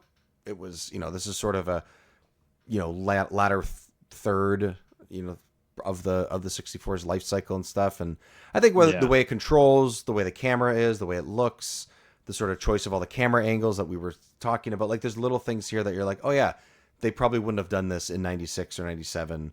It's good that this game came out when it did, because I think it just does more and does it well for the most part, that I think it does a much better job. So I wanted to try and find, before I keep forgetting some of the sound I wanted to get. One of the ones I had it up before. Any dialogue ever. Any dialogue. Well, while you're looking that up real quick, I just want to shout out the one thing. This game was, well, when they were designing this game, they actually purposely wanted to keep the development team small, because at the time Ubisoft actually had teams of over 100 people at one point in time. Which is a lot for that time. That's an insane amount for the late 90s. Yeah. They only had about like 6 or 8 people working on this game. There's like 6 or 8 devs. That's it. Oh man, it's a very small development team, and they built this. Michel was talking. I keep forgetting his name. I'm sorry, Ansel. Yeah, Michel Ansel. He was talking about how they almost did this in spite of Ubisoft. They literally were like, we want to prove to them that we can make a game with a small team.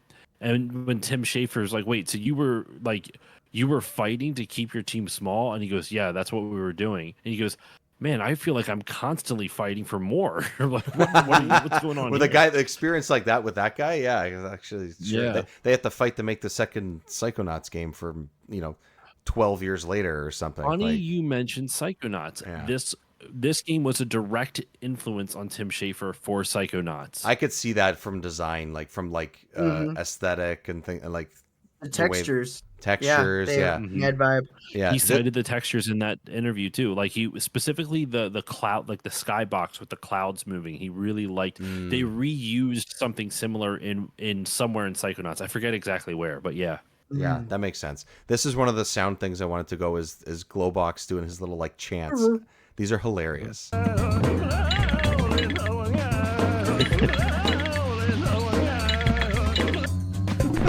Like, what is he doing? And I guess he's got a power to like summon lightning bolts, and I don't know. I like how his hands are basically just flaccid the whole time. Like, yeah. He's just. Also, what's great about the more recent Rayman 2D ones is you can play as him. It's amazing. Yeah, Glowbox is silly, and he's the only person. Lee the Fairy. Actually, Rayman might say Lee the Fairy at the very beginning, but other than that, he's the only person that his name actually gets said out loud. Yeah, like, yeah. Every once in a while, there's like Glowbox. Glowbox. Or every time there's a yay or Yahoo. Yeah. And then the other thing too, I noticed is one of the first things I noticed, because it's obviously at the beginning of the game, is the opening has like great music. I thought like the opening sort of like cinematic thing was awesome. Like that is already it's good. Oh yeah. Yeah, it's really good. Like why is it like this like creepy vibe type thing? This is great. I did this a long time ago when I made, like, when my channel first started, I did an analysis video on this game. Yeah. And back before I even had like a format or anything, right? But one of the things I pointed out, which is so true, this is one of those songs in like games as a kid where I would like sing the title of the game. So when it got to the music, I'd be like, Rayman to the great escape. Like, and I still to this day will do that every time I hear it. That makes sense. I could see it. It just fits. Yeah, it works. I think when because I played the first couple levels on a stream, and then I just didn't have time to sort of stream it and did it on my own time and stuff. I was like, ooh, this is a banger tune. Yeah, as the kids say, this is great. Like, it's so sick. Like there's depth. Here we go. You know, here it comes. I think this music might have been one of the reasons this game was so mysterious to me. Yeah. Very like GoldenEye there with this. I was just gonna say that is definitely GoldenEye. Yeah, it's so good. It's awesome. Yeah. I think we've kind of covered most or nearly most of what the game has to offer. I do think that it's a very good game. Like I didn't expect to like. I wasn't necessarily surprised because, Jiggy, you've talked so highly about the game, and I have heard and seen other things that like, oh, this is a really good platform or whatever. and I have the love for those more recent ones and stuff, but I was like, how do you do that in 3D? Does it work? Should it, what should I actually really expect? How does it actually feel? Because not all 2D platformers work for me, or 3D platformers work for me. I usually prefer the 2D approach, especially with Mario games. I'm the one person in the world who's like, yeah, Odyssey's fine. It's fine. I love Odyssey. I know a lot of people do, and I'm just like, no, I'd rather have, Mario and Super 2D. Mario World or whatnot. World or Wonder was just incredible. Wonder was great. Wonder's incredible. I still need to me, play Wonder. It's one of the best Mario games they've ever made. I think it's amazing. Anyways, that's usually where I gravitate. Part of that's nostalgia, whatever. But I do think that this game's awesome, and I do think it looks great. It sounds good, despite some of the mechanics that we've talked about. I do think it's still worth playing, and regardless of how you regardless of whether you actually play it on the 64 or not, maybe it's a Dreamcast one. Like, Jiggy, you've mentioned that's sort of, they've said that's like the preferred way to play it, or the best version. The definitive version. I still think this plays great. It feels good. Like we said, the controller's good with it. When you have good camera control in the 64, I think it really does make a huge difference too. And this is one of those games that has that. So, I thought it was great. I thought it was a great game. So I'm happy we're able to play it. Jiggy, you more recently played it on Dreamcast. Obviously, it just reinforces how much you love it, I assume. Oh yeah, I sat there and I played through in one stream. Oh yeah, that's right. It was almost 8 hours long. And I regret it? No, at the time I did. I honestly was trying to remember, because before that it'd been a few years since I played the game. Right. I got about 4 hours in, and I had a significant amount of lums, and I was like, well, I feel like I'm almost done. And to be fair, I think I could have beaten it faster if I didn't decide, I'm going to collect every lum. Don't do that. I'm going to 100. Well, I did. And that's what took me 8 hours. Decisions were made. I feel like I could have cranked it out in probably like 5 hours, to be honest. A couple hours less, probably. Yeah. I was really flying through. I struggled with a few, like the shell level to get all the lums. Honestly, finding certain things, just because I couldn't remember. Yeah. But I would say for the most part, I probably was an extreme case of like, I knew exactly what to do at almost every turn. Yeah. So that probably sped me up quite a bit. Yeah. But it is a fun experience, and I personally prefer the controls on the N64, but otherwise everything else I prefer on the Dreamcast. Gotcha. For me, it's mostly about and it's not voiced, right? Because you said that the PlayStation one is... No, the Dreamcast version is just not. like the N64 version, Great. just higher resolution and higher frame rate. Great. And then it adds like it adds Glowbox. It adds like these additional mini games that you get from. I'm trying to remember exactly how you do it. So it has a little Glowbox village where you can actually unlock. Oh, you have to find these little like gems in the levels. So it adds like an additional collectible. Okay. And every time you find 2 gems or 3 gems, you can go to the Glowbox village, which is in the first level, the Glades level, right? Where the kids are, like where you see at the beginning. So that first level, there's like a little section that you can navigate to that doesn't exist in other versions. Gotcha. And you can go in, and it's Glowbox village, and his wife is there, and all their little kids. And every time you beat one of the mini games, you unlock like a special or 2 special Glowbox children. So like they could be like a glowing white Glowbox baby, or like a pink Glowbox baby with a big bow on her head, and it's like, and it's just a collectible. Does it do anything? No, it's just it's just a fun little thing. I want to say that there's something you can do with like your Dreamcast VMU, but I didn't really dive into that too much. Gotcha. It wasn't really that important to me. I was just trying to play the game and get through it and get as much as you could on the way. Yeah, and if you love the shells, Josh, you're gonna love the end when you're flying. Yeah. What are the shells? I don't know if the shells are what you call the bullets. They're just Oh yeah, that's what they're called. They're called Yeah, shells. because they're Yeah. supposed to be like a shell of a bullet. Like it's supposed to be like a shotgun shell Yeah, or yeah, something. yeah. I think is the idea. I forgot that's what Yeah. they're called. Well, Yeah. growing up, I always thought they were pencils I can I see because can they that. see look that. like Yeah. pencils. Yeah, that makes sense. They're not But really yeah, clear what they are, to be honest. yeah, they're not. No, just because But it explodes doesn't mean it's a bullet. Like yeah, it's but the flying ones you're gonna love because it controls fine, Which ones? but the flying ones, Like the barrels? They're- You mean?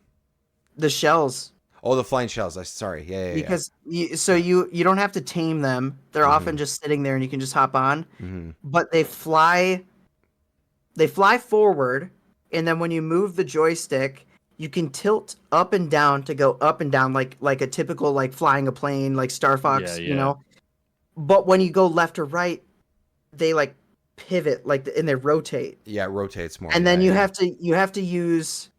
I'm trying to remember the controls off the top of my head. There's that one level where you have like the chair where it's like on a track and it pivots. And Yes. rotates. Yes, It's like yes. that. Yes, it's That's- that, but yeah. you're moving forward. You're doing But you're so in you're going midair, up and kind of, down, yeah. and you're spinning, and then you have to use the R button, and then you can kind of like rotate or tilt and whatever It's a the little other convoluted. direction. It's a little too convoluted. It Yeah. feels weird, but it weirdly enough, after you do it enough, it starts to make sense. It's like just that eats you into meme with the submission. it's like that meme with the math equations. It's like all of a sudden you just figure it out. You're like dun dun dun dun. Oh. You know? And then you're on the other side, and then you just blank out. It's Yeah. just There's only like 2 levels that use it, Yeah. but it is definitely a steep learning curve. It's not- Even it's this, not as- You this- go zen for a moment or something. yeah. Yeah. You have to get in that groove or whatever. So yeah, and I will say it's easier if you don't because the final boss does use it. That uses it. That's one of the levels that uses it. But if you're not collecting all the lums, it's not as big of a deal. But if you are Yeah, I'm not collecting all the lums, it definitely makes it. I think significantly I harder. got like, I don't know, I want to say like 70% of them or something. I don't know exactly what number it was. I should have marked it down. But I just going, and every once in a while I backtrack and go to the other stages where it's like, oh, you can access this part now. I did that a couple times. Yeah. I think I got most things, but I didn't like go crazy with it, and it still took some time to get through the game. It's not, despite like what I said with a while ago, where like some of the stages to me felt early on at least felt like short.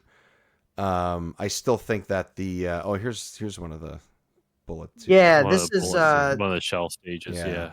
this one was always This Oh, one's that's a little, stupid. yeah, this one's a little Yeah. bit weird. It's a little too 3D, if that makes sense. well it's like the gravity, your center of gravity is like weird. It moves too How are you fast for supposed what they to want know you to do do. that. Yeah. You figure it out that it gets wonky. Like when you start going, like you go off a ledge and you're just like, whoa, whoa, whoa, whoa, whoa. It's like you're almost like your gravity is lessened and you're like moving Yeah. in like a circular. It's Yeah, weird. you're- It's like you wanna go forward and like it's really hard. I can't even explain it to you guys. I just saw. That's how confusing it is. It's like Super Mario Galaxy when you're trying to Yes. go around a level or something Yes, like that. Or go on a around a planet. small planet. A planet, yeah. And you jump and you get a little bit too, like right on the edge of that planet's galaxy or gravity, excuse me. Yes. And so then it starts propelling you around in a weird physics way. Yeah. It literally looks like that, and that's what a weird idea to do this late in the game. It is super weird, and honestly, though, it's kind of fun. At least you're not in like a tight quarter. I think like if there was a Yes. lot of Yes. obstacles and stuff, it'd be like, oh my god, this sucks. I would this particular sequence sent me for a bit of a trip at first, and then like you said, Jake, I think you just sort of feel it. Like I think I died once doing Yeah, some you- smacking into you a get wall the or hang of something, it. but you get the hang of it. Like I I don't said- think it's great, but it's not as bad as it looks from a distance, I think. You'll have a lot more fun if you don't collect all the lums. Yeah. I mean, Yeah. I'm just What do you I'm mean? being honest with you people. I collected it 100%. I have 100% Rayman 2, several different consoles, several different ways. I It's don't not even worth I don't even remember if you get anything for 100%ing it other than the satisfaction of knowing that you 100%ed Rayman 2. And you have a really big health bar at the end. And you of have the a game. really big health bar. You do get a Yeah. really big health bar, Yeah. which can be helpful for the final boss. It is. Yeah. But I would just challenge people to get good at the final boss. Yeah. Like, just practice in the final boss rather than spending your time getting all the lums. It's not easy. You'll get a but significant amount of lums anyways. Yeah, it just by going through it, even if you get let hypothetically, if every stage had 50, if you got around in the 30s somewhere, you'll be fine. I think when you get to the end, like if you're in that range, which I think kind of just happens most of the time.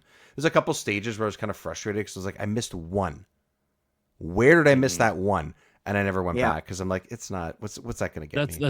It's almost more of a pain when you're missing only one, because usually, like if you're missing like 4 or 5, they're usually grouped together in some way, shape, or form. Yeah. But when there's only one, then you're just checking every nook and cranny for it. So this is like we'll talk about this when we actually get to Banjo-Kazooie. But when I replayed it last summer, I wanted to 100% everything because I was like, I know 90% of this game.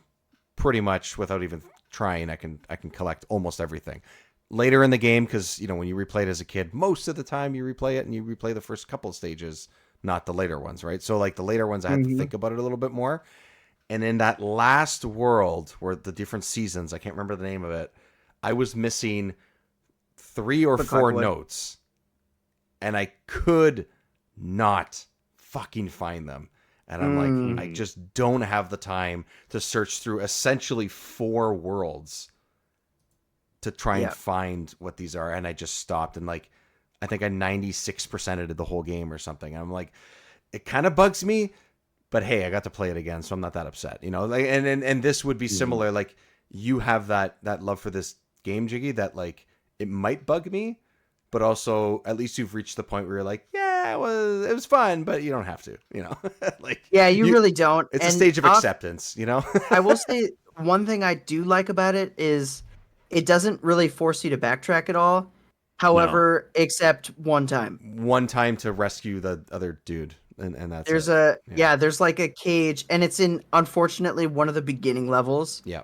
Like you have to go back to the beginning level from a different side of the wall. Yeah.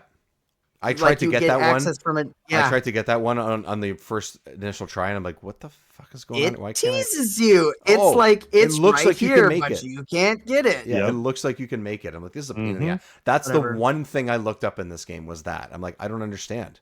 It's right there. But I know I can't make that jump. What am I missing? You don't have to go back in a level and like recollect everything like Banjo. So that's one thing it's got going for it. That's right. Yeah, that's right. And at least the one level where you go and you rescue your buddy there, where you have to give him like the elixir or whatever. At least when that happens, it's not like you're doing the exact same level. He opens things up and you do something different after that. Yep. And it makes the level bigger, which is fun. And he's kind of like a goofy character and kind of fun anyway. So I was like, oh, okay, this is worth it. Yeah.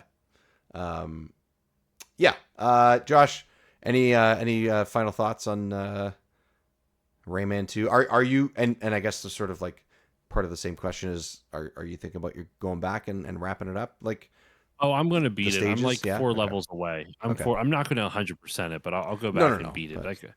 I got this far. I might as well add it. Like, I'm also doing, I'm on Blue Sky. I'm doing a games beaten list. I'm trying to see how many games I can beat this year. See if I can do better than last year. Yep. So far, at the time of this recording, I'm up to 10 already, which I'm pretty happy about. Ooh, that's nice. Considering I mean, Dave, you're a new dad. Good luck having time for gaming when you're trying to just survive, sleep, and survive. Yeah. You know what? I had this really great idea that I was gonna play Avowed because I'm excited to play that, and I have Game Pass, and I played it for an hour so far. So, cool. Yeah.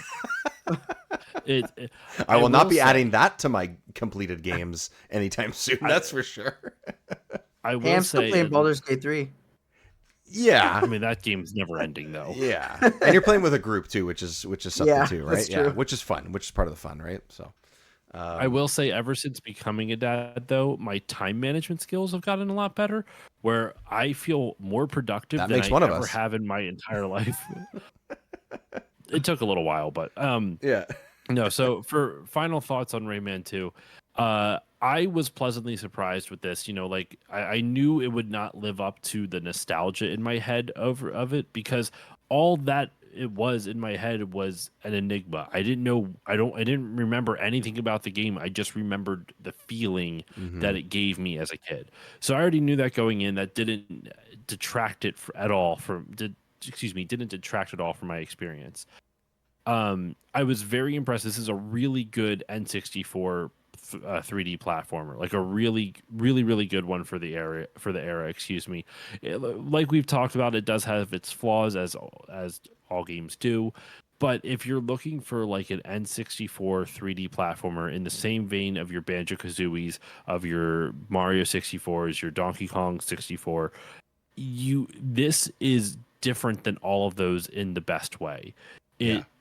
It almost feels like this is a good example of like being able to make your own version of Mario 64, but because when people think of N64 platformers, they generally think of Mario and Banjo, right? Those are the two big which I ones. think I mentioned like 4 times earlier because I have so many original ideas. And if you're a fan of it, like Jiggy and I are, Donkey Kong 64. Sure. But like for the most part, like you think of Rare games and you think of Nintendo games, right? This game, I genuinely feel fits into the mold of those, but does not get the love that it deserves. I think this game is a lot better than people probably. I shouldn't say like it doesn't get any shit, so I shouldn't say it's a lot better than people say it is. It's good and people should play it. People should at least try it out. It has its janky moments, but you can honestly write them off as like that's what was normal at the time. Like none of the janky moments in this game feel out of place for 1999 when this game first came out, or whatever fucking year it came out. 99. 99. It does not feel janky at all for 1999. It feels like it fits in perfectly with the games that were out at the time. It looks good. The sound is like the music in moments are good, but overall, actually, the sound design is pretty good in this. Like, there's a lot of good atmospheric soundscapes that the game kind of throws at you, from what I remember. It was a really enjoyable experience. I'm happy I got to play it. I'm bummed I did not have time to finish it in time for this recording session. But like I said, I am 4 levels away. I just got the 3rd mask. I looked how many levels are left, and it's literally 4. Yeah. So I just have to beat 4 more levels. Admittedly, now that I know the last 2 are very hard, but I'm looking forward to tackling that challenge. Yeah, and it's worth it, and it's like I said earlier, I think it's worth playing regardless, and whether you collect everything or not, whether it's that type of game for you or that type of gamer that you are, play Rayman 2, The Great Escape. I think it's an excellent game. I think we're all on the same page. Happy we got a chance to play it. So everybody check it out. Also, if you're out there looking for a physical what about copy, Jiggy? Does Jiggy have any final thoughts? I love it. we just know he loves it. That's solid as a rock. Rayman 2. Also, like I was gonna say, solid as a like a rock. I referenced that commercial or that song at work the other day. I don't know why. I have no idea why. Also, if you're looking for a physical copy for a collector, or you want to have more games in your library or whatever, it has a green cartridge. And that's always fun. Yes. It does. And it's not that expensive, I don't think. I don't think it's a particularly expensive game to add to your collection. I don't know if I don't know if there were a ton of them. I don't know. Obviously, supply does change that, but some of the games that there's a million of, like Mario 64, it's not like you can find it for $5. Like it's a lot of money to have games like that. Like this thing is worth having, probably for sure. $20 to $30 purchase. I'm just guesstimating. Yeah. No, you're right. It's loose according to price charting. It's $22. There you go. That's even less than I thought. Wow. Yeah. So if you get a chance to find it, and you have a 64, I would do that. Just get it. And honestly, it's just don't play the DS one, but it's available on so many different. I mean, if you can't play it on N64, play it on Dreamcast. If you can't play it on Dreamcast, play it on PS2. Can't play it on PS2, play it on PS1. If you can't play it on PS1, play it on 3DS. If you can't play it on 3DS, play it on PC. And what else is there? There's probably a phone version. I don't know. I'm sure there's some sort everywhere. of mobile version. Yeah. Rayman 2 is out there.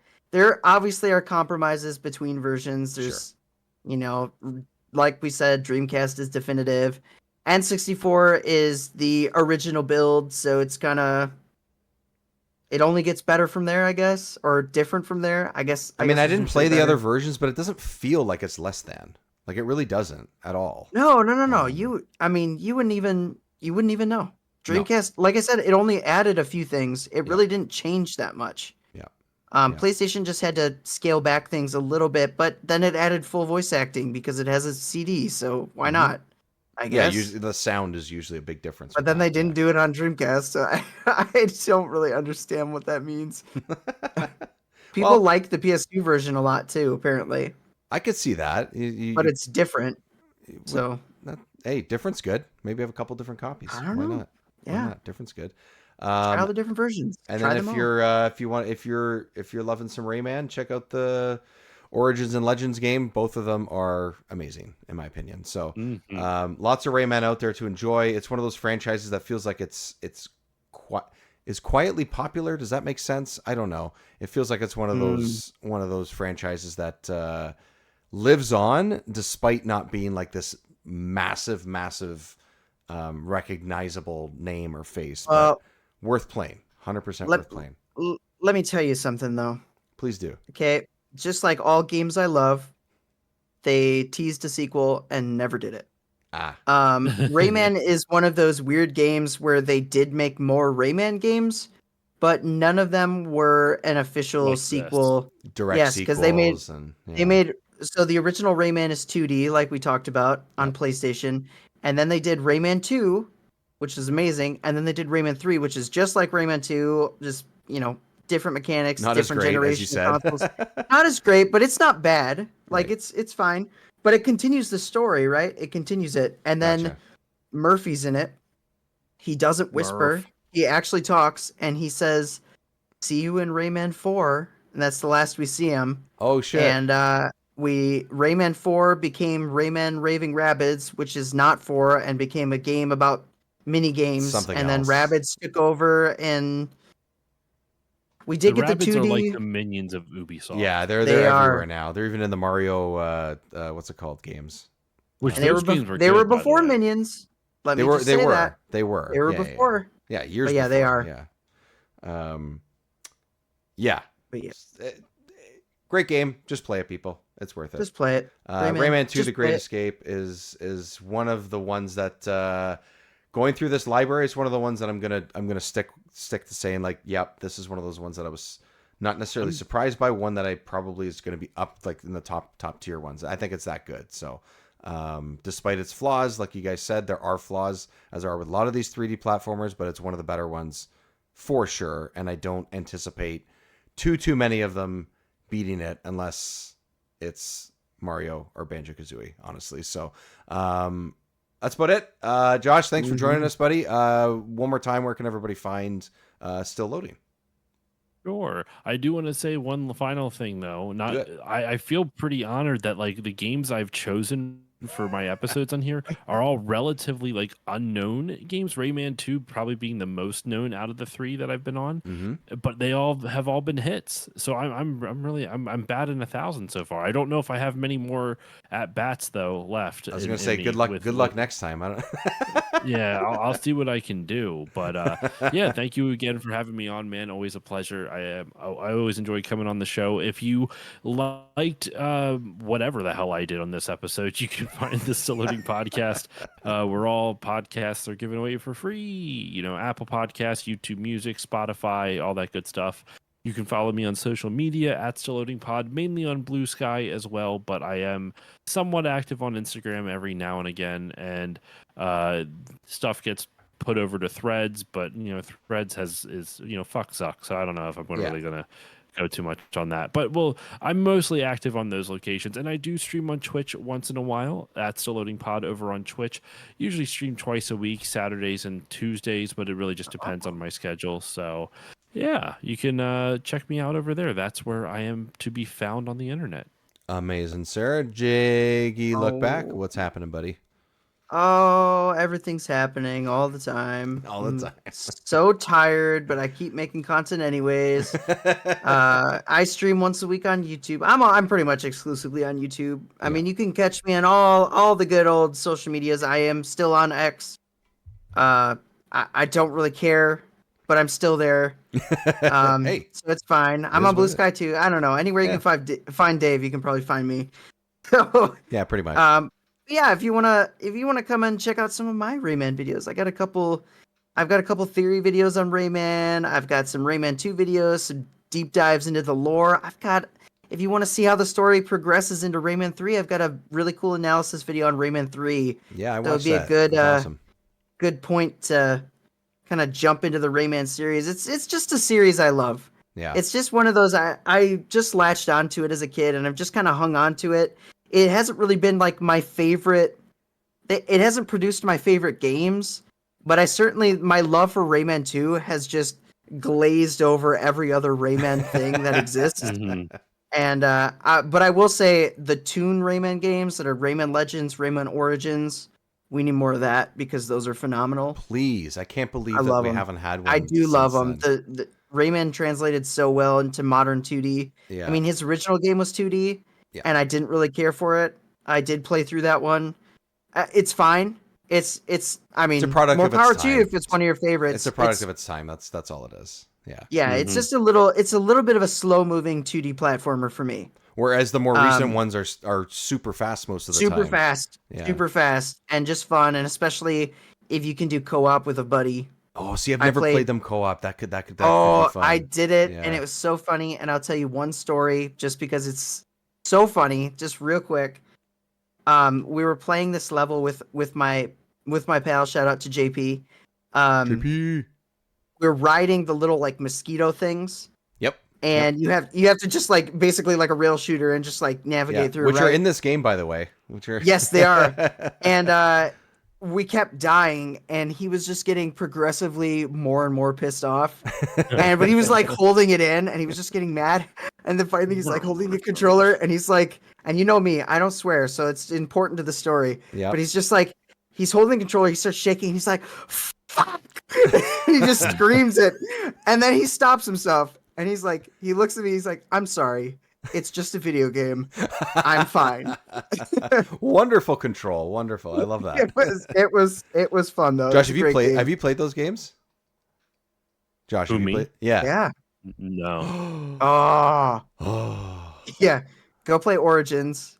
No, I just play Legends. Wait, no, I'm sorry. I'm sorry. It's got everything in it. I did play Origins. I forgot. I do own Origins for the Vita, and I played it a little bit, but I never got very far. It was good. It was good when I was playing, but it didn't like.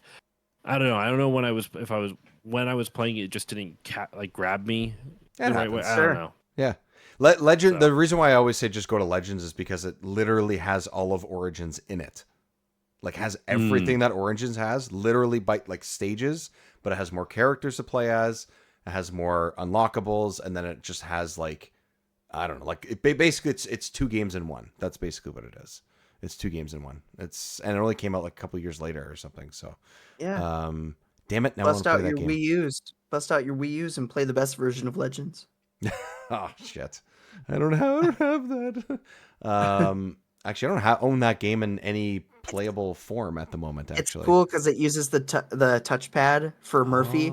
Oh, really? So like you cut ropes and stuff, and you're slicing the ropes like. Which is what the Vita did, right? Didn't it? Like you use the back. Yeah, I think the Vita did something similar. You use the back touchpad to like cut the ropes and things. Yeah. Mm-hmm. Anyways, cool. Great games, Rayman. Check it out. Remember 64 out there on your podcast platforms, on YouTube. I'm trying to stream every once in a while. Having to actually schedule it is difficult. So just keep an eye on social media. Remember 64 show, and that's when I'll say, "Hey, what are you doing tomorrow?" at a random time. That's pretty much what I'm going to do. But you can find the VODs on YouTube as well. And Patreon, subscribe, tell your friends, rate us. Podcast. Yeah, subscribe. Okay, everybody. I'm exhausted. Let's get out of here. Rayman 2, play it. Thanks, guys, for joining me. Thanks, everyone, for listening and watching. See you next time. Goodbye. Bye-bye. Bye.